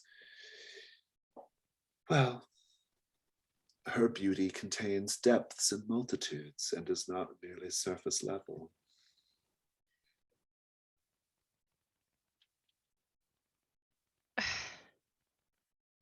Julius, when did you become so cryptic?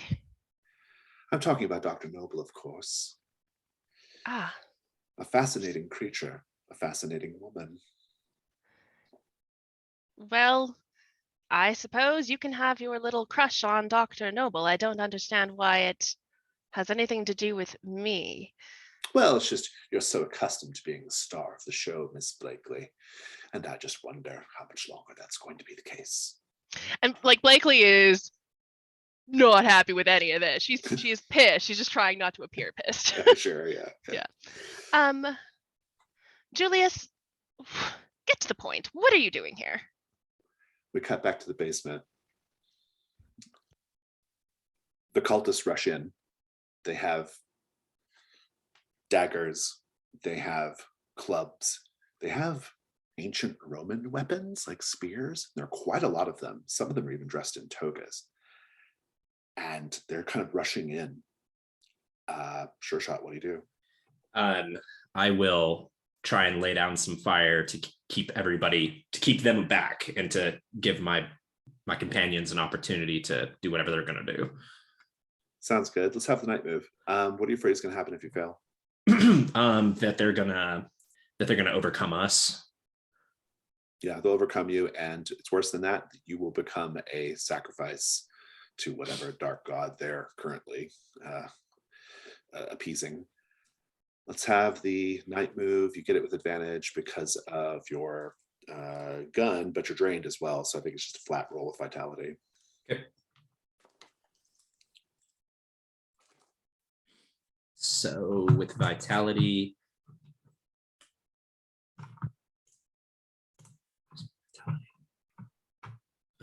8.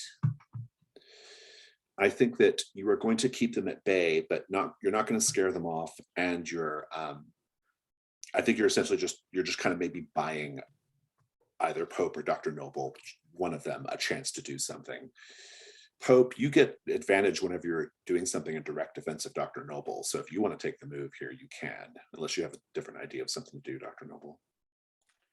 I was wondering if it would make sense that given Pope had been receiving some training in firearms from Sure Shot, that he may have brought a shotgun or something of that nature with him. Sure, yeah.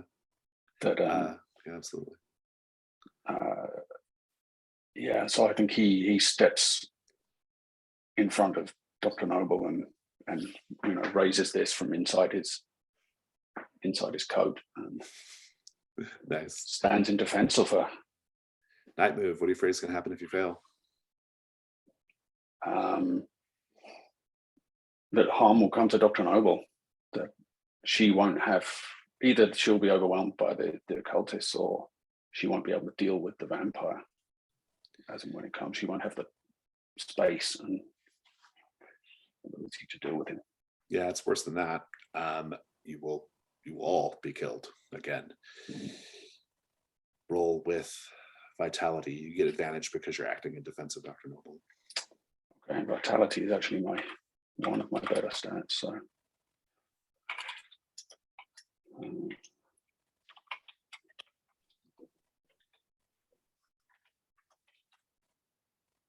I rolled a 9 with advantage. So I rolled a 6, a 3, and a 2, which with advantage that comes out as a 9, and I have vitality of 1, so that's a 10. Clean success. You and Sure Shot can give me the scene of how you are basically taking out the cultists, like just making them not a threat right now. What's happening? I think Sure Shot probably leads off the action, but Pope just brings this shotgun up and levels it at them and manages to kind of, at such close range, he can hit it's possible he can even hit 2 or 3 of them with a single blast, and he has a double barrel, and you know, it's such the noise in that confined space, or you know, echoing around that space is just outrageous, and that they weren't expecting him to be, to be faced with so much armament on our side of things. Yeah, I think they're coming up the stairs at us, and Sure Shot gets that gun out of the leather, and he feathers the hammer. So it's just, it sounds like 3 shots, but it was 6, and 6 separate cultists drop, and he shouts to Pope. He's like, "Give him that scatter gun!" And like he pulls it up and shoots, and the blast is just like over the top. You know, like real life it wouldn't happen, but this is the movie version, and it throws people off their feet into people behind them. And Sure Shot is like already reloading, and he levels the gun at the remaining ones, and Pope reloads at the same time, and it's just like it puts them at a standstill, so they're not trying to rush us anymore. Like they're not sure that they could actually get to us if they tried again. I love it.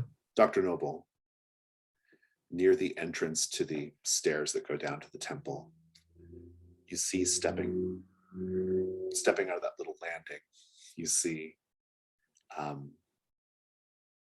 another masked cultist, but this one is wearing long black silk robe that flows, and their skin is very, very pale in the lamplight. And they have the headmaster, Mr. Chesterfield, they're holding him, and they bare their fangs.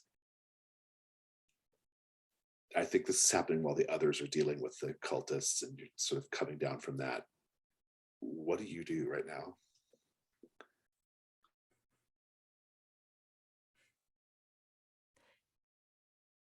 Dr. Noble has her scalpel out. She had that ready to go, you know, just in case she had to defend herself. In seeing this, as she sees the figure approach with Chesterfield and, you know, a headlock or whatever, she puts the scalpel near her wrist, near her arm, and basically says, "Was the covenant broken? Why are you doing this?" That feels like a good cut. Rob, in the Egyptian hall, Kamal is surrounded by the works of his ancient ancestors, some of them pulled from the sands by his own hands. What here demonstrates inevitable looming death? I think looming over him is a statue of Anubis, the Egyptian god of death, the jackal-headed god, and it's with the low light in this room that's just coming from a doorway. There's no light in this chamber itself. It's just the shadows on this thing are in stark relief, and it looms over him like a portent. And even if he turns away from it, there are other symbols around. There's a statue of a jackal lying, or there's this hieroglyphic symbol of the scales used to weigh the heart of the dead before they can enter the afterlife. And just anywhere he looks, there are all these symbols of death as the ancient Egyptians perceived it. Miss Blakely, you start hearing the gunfire, and Julius says, "Well, this has been a fascinating game of verbal cat and mouse, Miss Blakely, but it seems I am needed downstairs." Miss Blakely, while she was talking to Julius this last little bit, she was kind of getting out her ruby encrusted riding crop, and she is going to try and jam the handle of it into Julius's eye. Very good. I love it. Just That's as more to like hurt him, get him to stop and get him away so she could run back into the building. Yeah, it's good. Love it as a night move. What are you afraid is going to happen if you fail? Well, he's clearly a vampire. Miss Blakely knows that. She doesn't want to get bit. That's That's the fear now. Not the safety of the children. Right. Yeah. Her I own think safety. I think it's worse than that. You will get bit and he will drink of your blood and become a supercharged vampire, having feasted off of your immortal blood. So let's have that die roll. It's with vitality. Okay, vitality. What is my vitality? All right, it's a 1. That's not so bad. Come on, no whammies. Okay, that was a whammy. Cool. That's a 5. Uh, Um, I'll take over the fiction. You make your move and you go to strike him and he grabs your hand. He's very quick and he goes, naughty, naughty, Miss Blakely. I certainly didn't think that we were going to be doing a little bit of that right now. I'm sure Mrs. Brathwaite would be happy to entertain you at another date. For now, my dear, open wide. And your blood starts to fly from your tear ducts, from your nostril, from your mouth, from your ears. It's just flying out of your body into the back of his mouth. His mouth is open and the blood is just spattering against the back of his throat as he magically draws the blood from you. You are going to take the condition drained, and he drops you down to the ground. You're still alive, though. And he says, I feel most invigorated. Well, it's time to go protect my followers. Oh, yes, I have followers now. Isn't that something? And he strides away, leaving you at Theodora's feet. Unless you want to mark the Janus mask, of course. oh, goodness. I mean, I like this. I think it's fun, but it really throws everyone else under the bus. Nah, I'm going to throw everyone under the bus. This is fun. Julius is a superpowered vampire now. Indeed. And Let's I cut am back drained. over to this moment with Dr. Noble and this other vampire who's holding Dr. Chesterfield hostage. You said you were holding the scalpel up to your own arm. Yes. Okay, so what's your move here? So what'd you say? You said, why are you doing this, basically? What's changed? Yeah. I mean, why? I mean, from what I think I understand of this, they're attacking us because like there's, the covenant's been broken. I mean, I don't think we saw like what was going on with the hurting of the kids upstairs. So, we don't know that. So, yeah, I mean, so basically I was going to offer, like, not a blood sacrifice, but kind of like here's my payment if you give me the information kind of Oh, thing. I see. Very good. So a little bloodletting, I like this as a night move. Make it at composure. What are you afraid is going to happen if you lose your nerve here? That I won't get an answer and I won't get to essentially engage the vampire we're actually chasing, because I have something in my pocket that I think he'll like. I want to, understand, again, still under the idea that this is completely reasonable and this is like an actual child that's suffering from a disease. So, and your most beloved condition is not going to affect this. I think if anything, it would help you, but it's not going to affect it in any case. Okay. Let's have it at composure. Okay. Let's take this dice. Please work. Ooh, 6 + 3 + 1 is 10. Nice. He lets Dr. Chesterfield go. And he says, Madam, your blood, so infused with sorrow as it is very, very intriguing to me. I thought I smelled one who was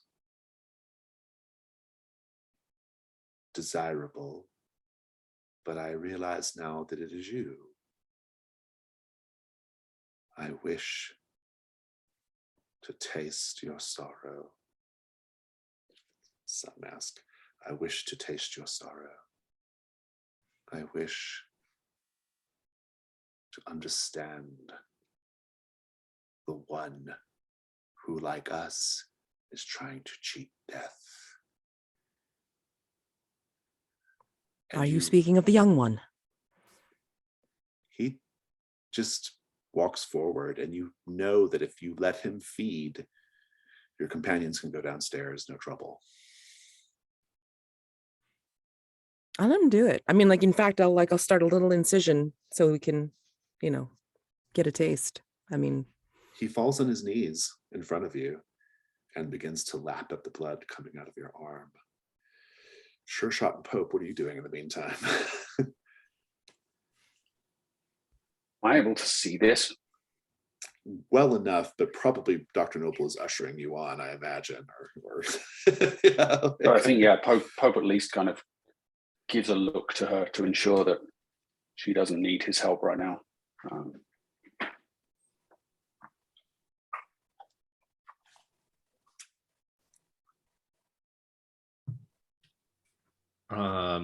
Yeah, I think I'm just keeping up with Pope, like I'm keeping a gun on any of these people as we pass by them. But I lean forward and like whisper to Pope, they got the third from us. It's just the two of us. Is he still gonna come?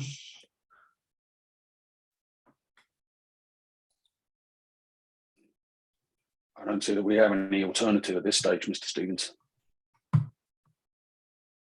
Dr. Noble seems to know what she's about. I trust her judgment. All right, then. When you get down to the temple, everything is lit. Braziers, torches, illuminated. You see frescoes faded and peeling of the Roman phalanx, of sun gods, of people traveling across the sea to a misty, fog-shrouded island. In the center, there is a great sort of sacrificial brazier burning, and the brazier itself is shaped like a sun. And your third is down there waiting on you. It's Julius. He is dressed in the same black silk robe and wearing the same half mask, but his hair is long and blonde and flowing down, and that's how you recognize him, Pope. And he says, I have a feeling you're not here for me, which is a disappointment, of course.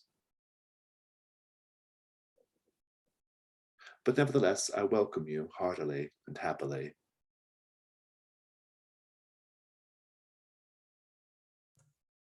You know this guy?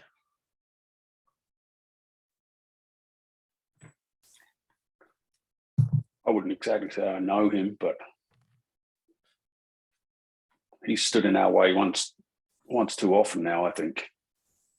And Pope levels the shotgun at Julius.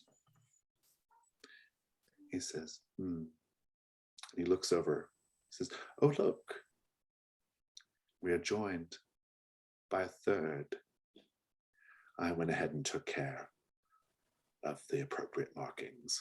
Don't worry. You see the Limehouse Lurker stepping out of the shadows, tentatively, crawling almost like an animal. Just a boy. And he says, which of us should go with him, I wonder? I know who's not going to go with him. I'm going to try and take this guy out. Nice, good. Let's go to the unseen again. Mads, Kamal pauses in the doorway as he sees two young scholars meeting beneath a statue of Ganymede, one of them nervously clutching a pamphlet of Uranian poetry. As he watches, how do they awkwardly, wordlessly negotiate their assignation?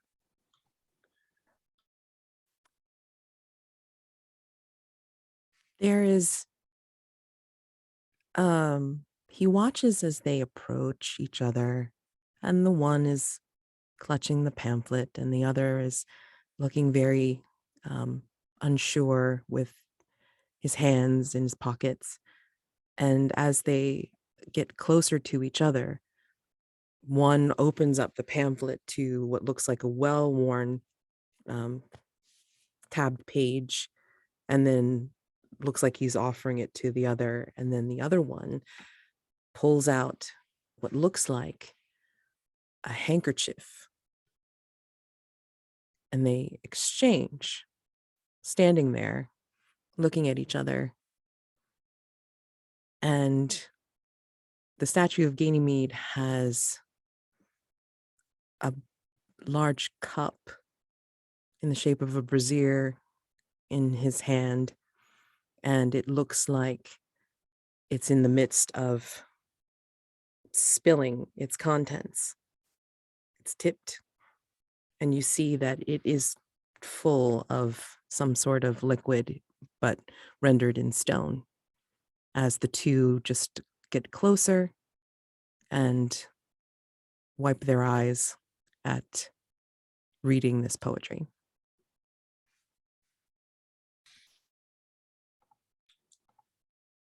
Miss Blakely,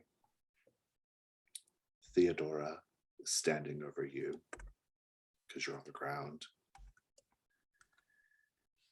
And she says, I have a feeling that Hargrave House is about to become a little bit light on membership soon. Like Miss Blakely is looking up at Lady Brathwaite, and it's outside, it's nighttime, it's very shadowy, and Brathwaite is looming over her. But even when down and out, Miss Blakely does not like to give up her advantages. So I think she's going to try and lunge, like from the ground, lunge at Lady Brathwaite to knock her down.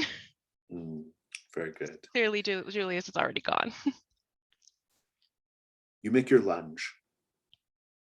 And when you make the lunge for Theodora, you go right through her. She's incorporeal. And she touches the jewel on her neck. And she says, oh yes, I've learned a few new tricks as of late. And she fades away. A projection of some sort. That's such bad news for us. Back down in the temple, sure shot.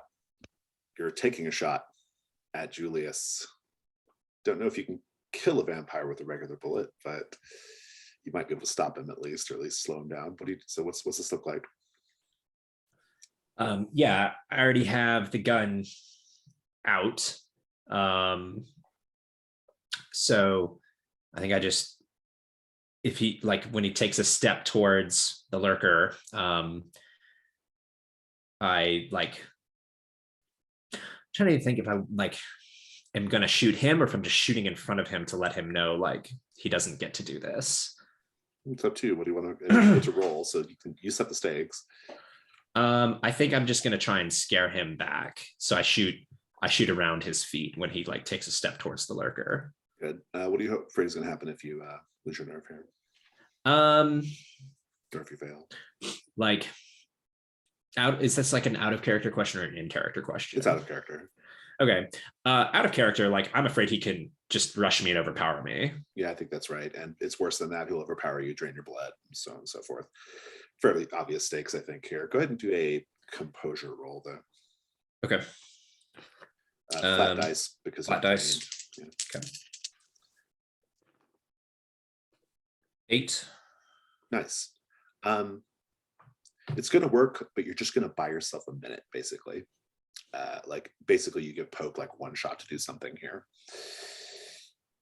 Pope, you see the Limehouse Lurker, you see Julius. The purpose of your evening here is to figure out what to do with the Limehouse Lurker. Either destroy the Limehouse Lurker or set up opportunity for the Limehouse Lurker to feed safely. Those are your sort of options, essentially. You've got just Sure Shot's keeping Julius at bay. What do you do? I think Pope's theory is that if Julius is the one who created the Limehouse Lurker, then getting rid of Julius will free the child, or could free the child. Either it will die as well, but sort of its soul will be at peace, or it will be restored to some kind of normality. Yeah, interesting. So I think Pope is interested in absolutely taking out Julius. He's had enough of this guy who pulled the wool over his eyes a couple of times, threatened Dr. Noble, got away clean with something. I don't think it's going to destroy the child out of character. I do think what it's going to do, though, is make it to where the child is like malleable and not under the influence of the cult, right? So, but let's have it. Night move. What are you afraid is going to happen if you fail? I'm afraid. I think in character, Pope's afraid that he has a shotgun. He doesn't have a stake or anything like that. He's not sure this is even going to work. Much as he is sympathetic to Dr. Noble's belief that there is nothing really supernatural about whatever these creatures are, there's a part of him that just thinks, that Julius could just shrug this off. It is worse than that. You are going to see what it means for Julius to have fed off of Miss Blakely. Go ahead and roll with your sensitivity here, actually, because of the supernatural attempting to. Okay. I'm just wondering if I can employ anything from my I recommend personal quarters as an advantage. The only thing that kind of jumps out to me at all is this apothecary's worth of oils and unguents, whether Pope is maybe, Pope is like prepared for. I trained you in self-defense, and you knew that you were coming here with a shotgun, so you preloaded some cartridges for something like this. Right. Yeah, exactly. Like they're anointed shotgun cartridges, like garlic oil or something. Right. Yeah. That's mark it and roll with advantage. I like it. Okay, great. So I'm going to do. Oh boy, I rolled boxcars. I rolled 2 6s and a 5. Very and good. I have a one of sensitivity, so that's a 13. Clean kill. You get a little bonus advantage too. The bonus is going to be I'll let you unmark your apothecary oils. You get to use that again, that little trick again. Oh. But for now, go ahead and describe how you get rid of Julius for good. Yeah, I think Pope sort of says out of the side of his mouth, I didn't think you were I thought you were a more direct man than that, Mr. Stevens. And he just brings the shotgun up to his shoulder, aims right at Julius's head, and lets fly with both barrels. I love it. And Julius's head just kind of explodes in a mist of blood. Mads, because it's kind of an out of character question, describe the ultimate resolution with the Limehouse Lurker. What do you all do with him?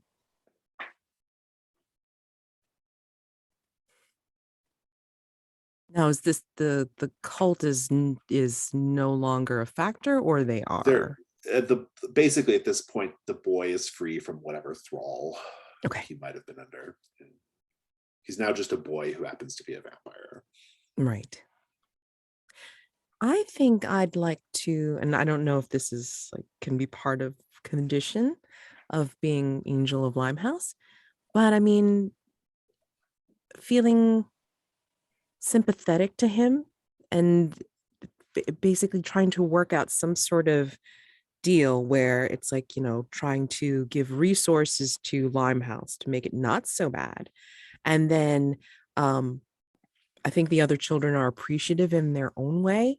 So they will essentially let him like take little tastes, like, kind of, like feeding share a little bit, so, but like, to teach him not to, not too much. And then he can kind of take a little taste of everybody in turn. And then like, I revitalize the place a little bit, like, give them better, like a little bit better conditions, a little bit better shelter, food, and then just make sure that everyone is sustained.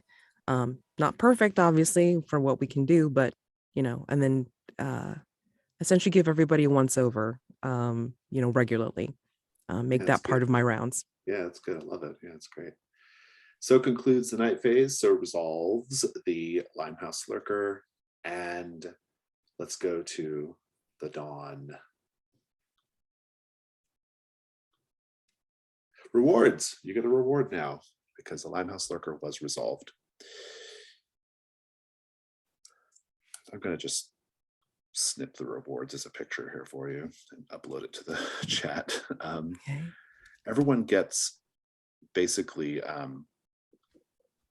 each of these things can be chosen once, essentially. So take a look and see what you might be interested in as far as the rewards go.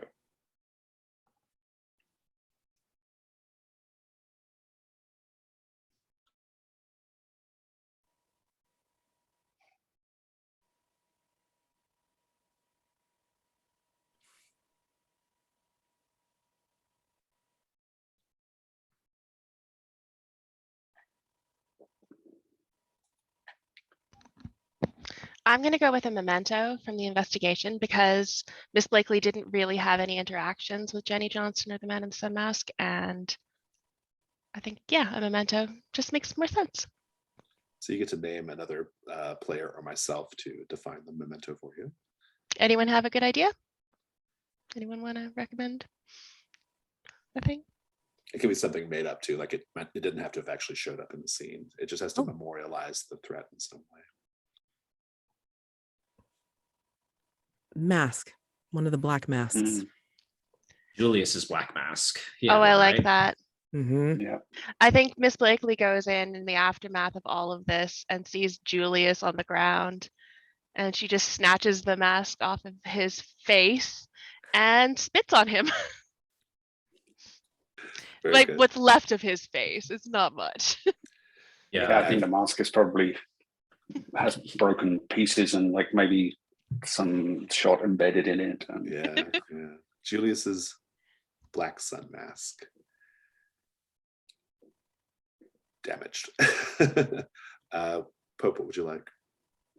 I was looking at, there's a couple that jump out to me. Either the Man in the Sun Mask becomes a recurring side character, or there's one specifically for the factotum here, which adds the Limehouse Lurker as, I presume that's the vampire it's referring to. It is, yeah.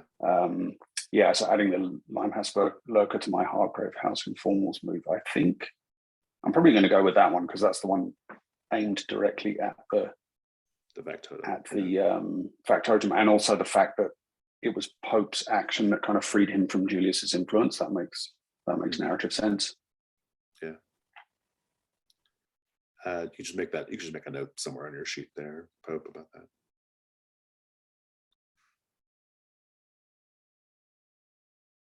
Does the Lurker have a name other than the Lurker? No, we'll just call him the Lurker for now. It's fine. Sure shot. Which one do you want? I don't feel like I have a strong connection to Jenny Johnston or the Man in the Sun Mask, so I think I'll probably do another memento. That's a thought for a memento. It's worth pointing out that the Jenny Johnston and the Man in the Sun Mask, and indeed the Limehouse Lurker, they become like attached to all of Hargrave House, like as recurring side characters, not specifically to you. Yeah. Oh, okay. So that's for everybody. Yeah. Okay. Then I will pick the Man in the Sun Mask. And I'll just note him on on the custom moves portion of the.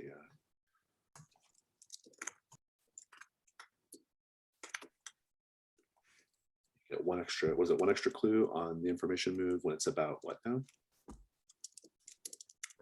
When it's about seeking his counsel about other worlds. Nice. Okay, good. Awesome. And Dr. Noble, what do you want from the list? I was going to choose the vampire, but since it made more sense for Pope to do it, I want to say Jenny Johnston, because she's the one that clued us in about the bodies in the first place. So she helps with what, East London stuff, is that right? yes. So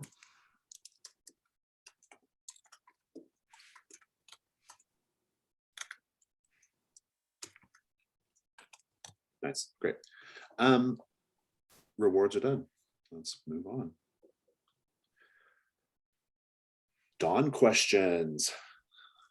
Everyone gets the first 2 because you answered a question and resolved the threat. So everyone gets 2 XP.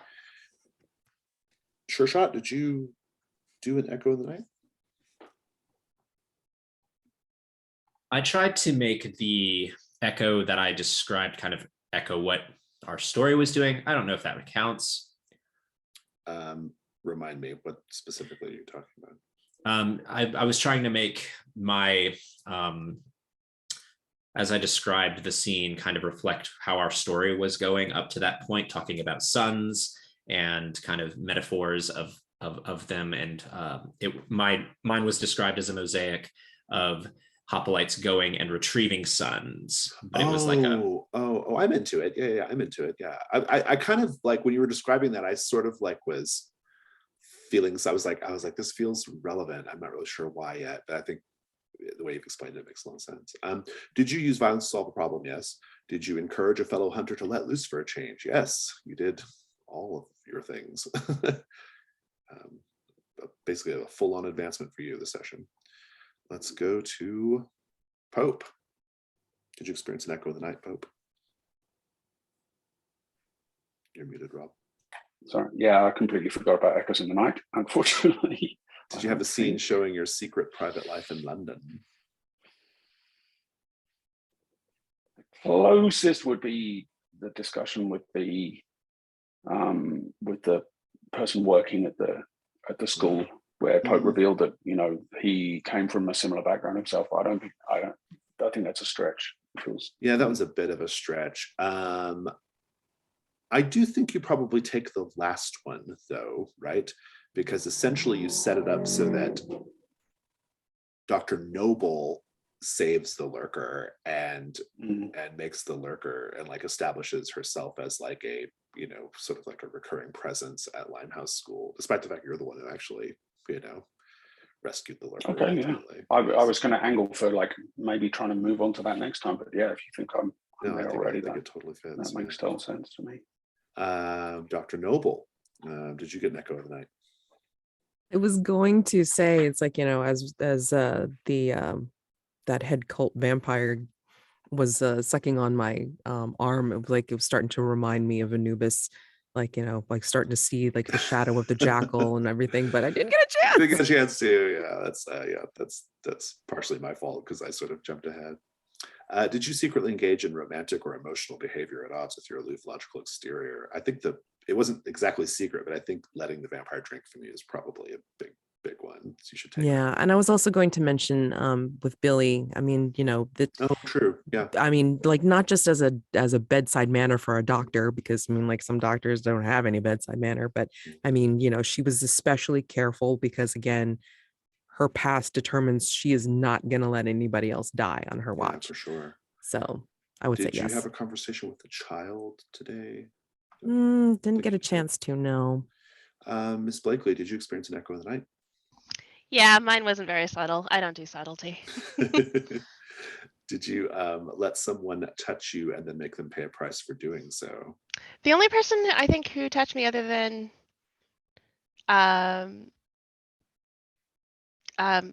Stevens is Julius, and I spit on him.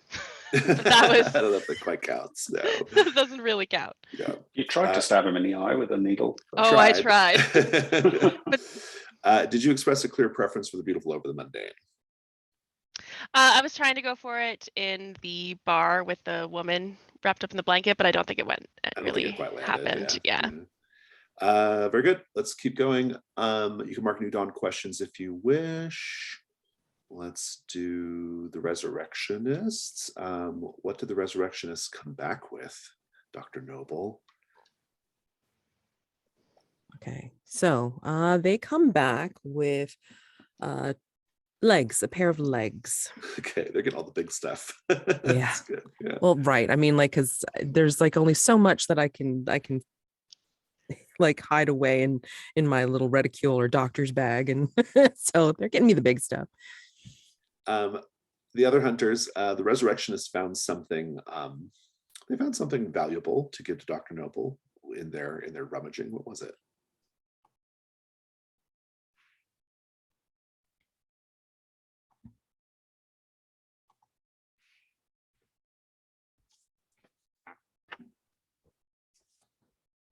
I think it was a little gold Anubis statue. Awesome. It's good. If everyone else is cool with that. Do we have any unresolved Janus Mask stuff? I think I'm owed a dream, at least one dream still. And Yeah, for me. Yeah. Oops. Why did I move that down? That's weird. Okay. Yes, I have that ready. So Go for it. okay. So before dawn, and the long-awaited next part from the resurrectionists, the good doctor like falls asleep. Well, actually, no. She's usually so hyped up on coffee and just her work that it's usually not a true sleep. It's more of a nap. But for some reason, this time, she actually goes into a deep sleep.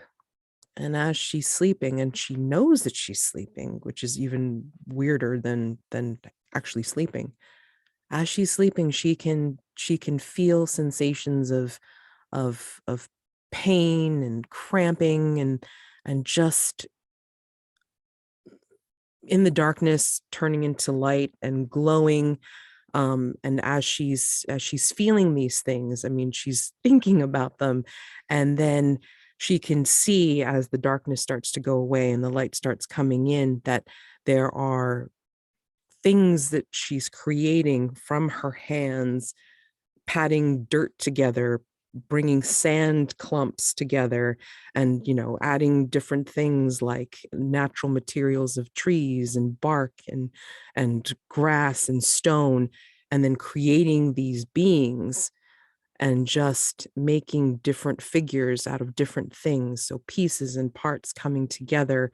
And dawn is approaching, lighting these figures up one at a time and then all together. And as dawn comes and sun starts to break, then she also starts seeing them move, and they're coming after her and grabbing her hands and pulling her in. And then as she feels the sensation of the pulling and the tugging and the starting to hear cries, then she wakes up completely bewildered and wondering what that was all about. That's a good fucking scene. Thank you. Any other Janus Mask? I still need to do a past one. Take it away. Flashback of youth, showing arrogant and willful brat you were. I think that my father takes me to the train station because he has some business there. And as he's conducting his business, I decide that I'm going to get on the train, one that had pulled into the station, just because I want to, because I think they're cool. Even though like he's told me to like stay with him. So I take off through the crowd and lose him. And like, as I'm starting to get on the train, like I'm having trouble, and there is a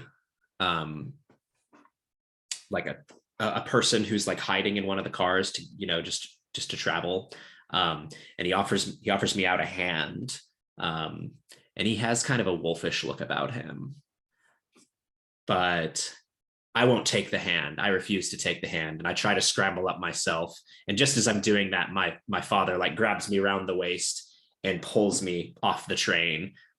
And as I look up, like I no longer see that individual who's on the train, who offered me the hand up. Good. Is that everybody?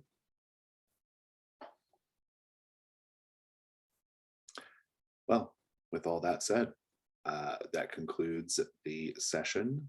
We're at time, but we can take a minute or two to do some stars and wishes if we want. I will start by saying that this was a really good session. It was fun.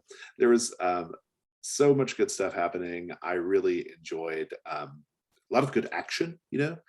You don't have like action sequences in between very often, but when it's almost always when you're resolving a threat. But they were good. They were really enjoyable, and loved all that. And I like the little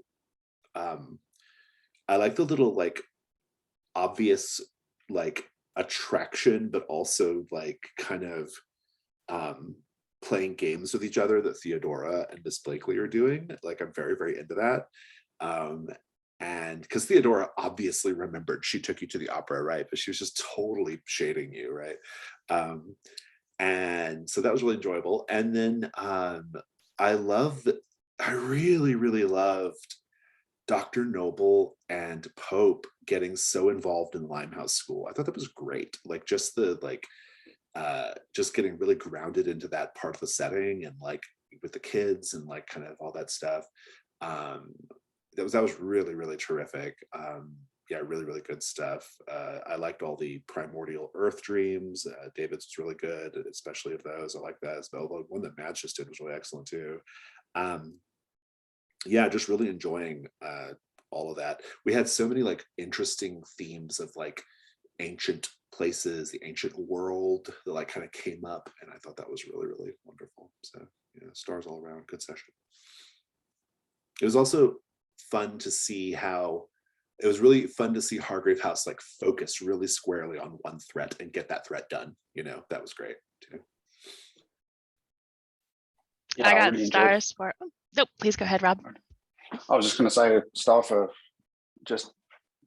I really enjoyed getting to participate in that action scene and kind of show Pope's tough side as opposed to his kind of deferential to Dr. Noble's side,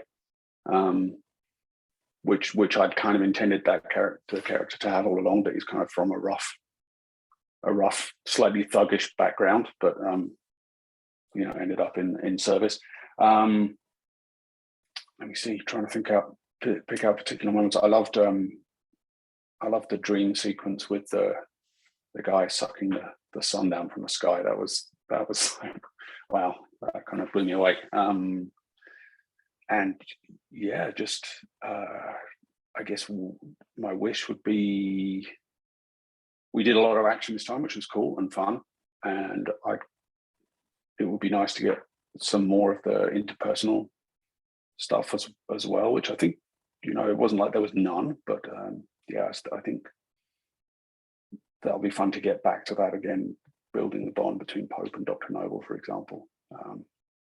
Yeah, we did some good work with Pope and Sure Shot's bond. So yeah, I don't know, full of stars today. That was a fun session, and the dice were mostly kind to me, so that was cool. My stars are very similar.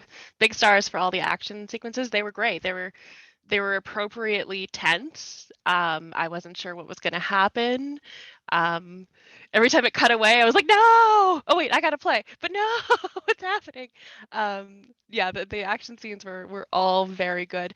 I really liked seeing sort of that tender side of Dr. Noble, because while she's been like, you know, a doctor, she's always been kind of stoic, you know, like just really not very to the point. So seeing that more tender side was really a really cool moment to really round out that character, my understanding of how she is as a person. The dreams were incredible. Those were incredible. I loved them. Well done, everybody. I really liked that we had a lot of Masks of the Past, so we get to know the characters Yeah, that a was all lot really more. great. Loved all the Masks of the Past. Yeah. Yeah. Great job on the clues, like solving the mystery. Yeah, this was a really That good. was really fun. I thought the answer a question was really fun. Like the way you Yeah. all came to your conclusions was really, really wonderful. Yeah. Yeah, it was a Yeah, I forgot lot to of mention fun. that. I love that part. Yeah, just big stars all around. Absolutely, just a lot of fun. I think my stars are the double theorize that we did. That was really fun to just do one and then do another like immediately, because we were like still in that same headspace. So it was like, all right, what's all this big mystery? All right, let's answer this question about it. But we were like kind of answering like extra questions as we were theorizing about it. And then it was like, all right, now let's just go ahead and drill right down onto the second question. Like we didn't even have any story happen between the one question and the next. And that was, I really liked that. I thought that was fun. I liked everybody's like contribution to that, to like try and figure out, okay, but what about this clue? Well, then how could we reincorporate that clue? And then what about that clue that's earlier? Like it doesn't have a mechanical implication, but like let's talk about what that means. And that was really, really fun to like figure out what was going on. And it was a neat collaborative process for answering what this whole mystery was about. So it didn't feel like any one of us was making it up, but it felt like that was the canonical answer, even though there wasn't one. So that was really, really cool to see off of a double question, it get that deep and involved. I've never gotten to be a part of something that it was answering like two separate questions like that at the same time before. So that was really cool. Yeah, I loved the dreams. I thought it was really cool just how all of that worked out, us marking the box with the sun so that we were talking about dreams and ancient things. And then us going to that the kitchen in Hargrave so that we were talking about how it's an ancient place. And then us going to the museum for our unseen. So we were talking about ancient things. How many of those were like keeper selections and how many of those were prescribed? Okay. Yeah, so because I intentionally chose the kitchen and museum because of what was going on in the story. Yeah. So Jason gets massive credit for it not being an accident. That Right. like that was very clever selection so that we had that same vibe running through this whole session, because that felt great. It was very cool. But it is a tool in the keeper's belt, right? So yeah. Right. Yeah. No, it's like it's written in there. You didn't have to come up with those things right now. You had to make a selection. So, but that's really cool that like the GM support like got us there. Like that's amazing. Yeah. So I think those were like my favorite things. Everybody had like great scenes. It was cool to see Pope like kind of the fulfillment of the scenes that Pope and Sure Shot have had together in the action. The action felt really good. I could see it in my head what was happening. And I really enjoyed that I got to have these scenes with Miss Blakely that were very different, but they were kind of answering one of my scene. That was such a good scene. That was a fun scene. It was really fun. Yeah. And it was very different. It was a different angle on both the characters. So that was really enjoyable. I guess my wish is like, I really enjoyed last session when like getting more interaction with Dr. Noble and Sure Shot. So like my wish is for more of that, but like this was right for this session. I think the creature of Cremora Gardens is probably like the Dr. Noble and Sure Shot where they're more interactive. That tends to be how it goes. Like a hunter or pairs of hunters will like kind of be attached more to one of the threats than the other characters, and that's like kind of a natural way for it to go. I wanted to throw in another star. This sort of interesting burgeoning rivalry between Dr. Noble and Miss Blakely because of Dr. Noble having Most Beloved. Like I intentionally made it seem like that vampire at the end was like worshiping Dr. Noble, right? Like he was on his knees drinking Dr. Noble's blood, right? Like it was very much intended to be like a, like, you know, maybe there is, you know, it's intriguing when the Most Beloved is not the undeniable, right? That's an intriguing idea. So, yeah. I really didn't want to take Most Beloved because I'm the undeniable. I wanted it to be somebody else because I think that's kind of more. It's a more dramatic, interesting. Yeah. I love dynamic. drama, Yeah. so. Yeah. And I'm really interested to see how like Dr. Noble's logical mind works with that position as well. That it's, you know, that's going to be fun to see how that develops. This session has been, I mean, like one big fat star, or like the bursting stars like in Mario. I think I've said it before, but even more so this one, because it was thematically and action and role play very organic. I mean, you know, you meant it, you know, like on purpose, you know, to actually tie everything together. But I mean, I think we really felt it. I mean, not just me, but like all of us. So everything was appropriate for when it happened and when you cut and when you went back to it, for bringing things in. And what's interesting is, like I said, I didn't want to read the keeper part of the rules because I wanted to keep it, like, you know, not be meta about it. Because I like being surprised. I like trying to get to know a game as it grows and as I play it. And so I had no idea what the hell Most Beloved meant. So I'm like, sure, why not? Because I mean, mother, I think of that and just like, oh, well, maybe I'm thinking of what will eventually happen with the child, or, you know, what have you. So I was like, okay, I'm like thinking in that realm, but I mean, obviously that's going to be a hot mix later on for other things. So I am very much looking forward to having more scenes with everybody, especially with Sure Shot. I mean, because like those action scenes were amazing. It's like, hey, like episode 1 and 2, like build up for, like, you know, them doing this, like you got the gun, now you're going to shoot it. Yay.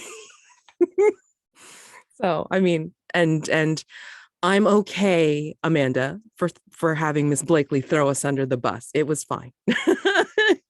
It was naturally going to happen. Moment too. Yeah. I actually, you know, I wanted to see more Mask of the Past because I always like that, but I was really happy that Amanda chose to just let it happen because it raised the stakes in a big way in that final encounter. So, yeah. I do have a wish that Miss Blakely and Pope haven't really had a interaction. Like Yeah, I think it's time to get the two of them together. Yeah. Yeah, I was going to say the same thing. Yeah. Doesn't that kind of feel right? Like, wouldn't the undeniable like not interact with Pope? With the help. That's actually a really good point. I'm not sure how Miss Blakely feels about Pope. I think he's just a non-entity to her. But even that could be interesting to explore in a way, right? If they're forced together in some circumstance or something. Like it would almost be like Miss Blakely would almost be like surprised, like, who are you? Well, I've been here the whole time. Yeah, I almost feel like again, like, you know, my thought of Pope was more of a, he does know something about each one of us. I mean, it doesn't even have to be big.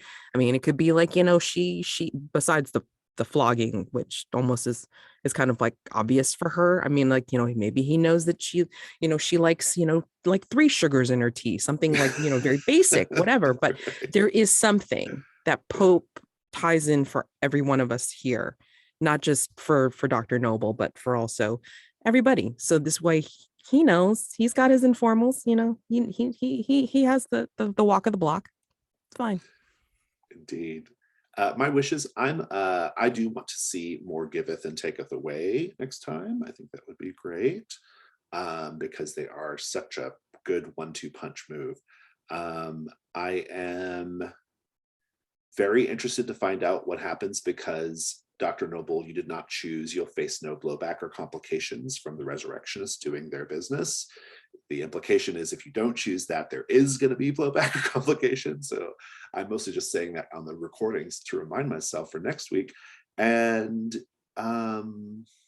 yeah. Oh, we haven't seen My Person Friday. Did you just choose that, Pope? Is that why? Yeah, I had I had to choose an advancement at the beginning yeah. of this session from, My person last Friday, time. So great move, extremely powerful Yeah. move. It's always fun to, whenever it I'm really happens in looking the forward to game, it's using always fun. Yeah. Very Oh, good. Very good. did I need to do something for getting another body part, or that was we just part of? we could do it next time. It's Okay, fine. great.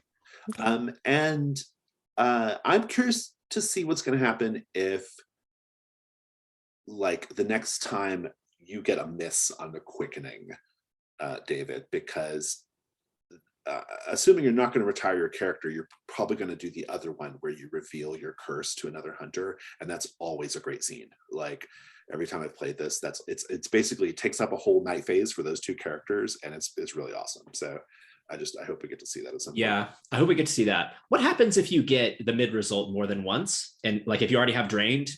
Yeah, so that is that's a hole in the rules, because I don't actually know officially what happens. What I've been doing is basically just saying that you have to just you got just mark Janus Mask, so you might as well bump up the result, basically, right? Gotcha. Yeah. Yeah, I think that would be a perfectly acceptable outcome to write into the rules, because I keep taking pains to try and clear that drained condition, because I'm afraid of what will happen if I leave it. Right. And then I get the mid result, because the way dice work, like that, I'm probably going to get the mid result. Get the result. Yeah. I think I can't remember if it's in the rules or not, but I feel like I've talked about it before, though, and what you're supposed to do is basically just, you're going to mark the Janus Mask, so you might as well bump up the result, right? So, yeah, I think you could either say mark the Janus Mask or force them into the to the 6- result. Yeah, that's not a bad idea either. Yeah. So then they must mark the Janus Mask or go to the 6- result. Yeah. Because then we could get there, and I could choose not to mark the Janus Mask, and we could finally have that quickening moment. We'll see how it goes. I mean, it's sometimes fun just when it happens, because it just disrupts whatever your plans were, But I'm a bit greedy, but I mean, I'm hoping that whether by accident or on purpose, Sure Shot reveals it to Dr. Noble during a night phase, just because it's like, okay, this is weird, what's happening, and then she's gonna like rationalize I want to see the what rationalization just of that. happened, Yeah, right? yeah. It's like, no, he didn't change. That's just like, stray dog or something that she just saw. But then, well, it's kind of wearing a trench coat. What? So that would be very, like, either comedic or just mind bending. I think it would be a very horrifying scene. I think it's generally meant to be a pretty horrifying scene, but right. We shall see. Well, I don't think I have anything else. Are there any other stars and wishes before we go? Okay, I'm going to stop the recording.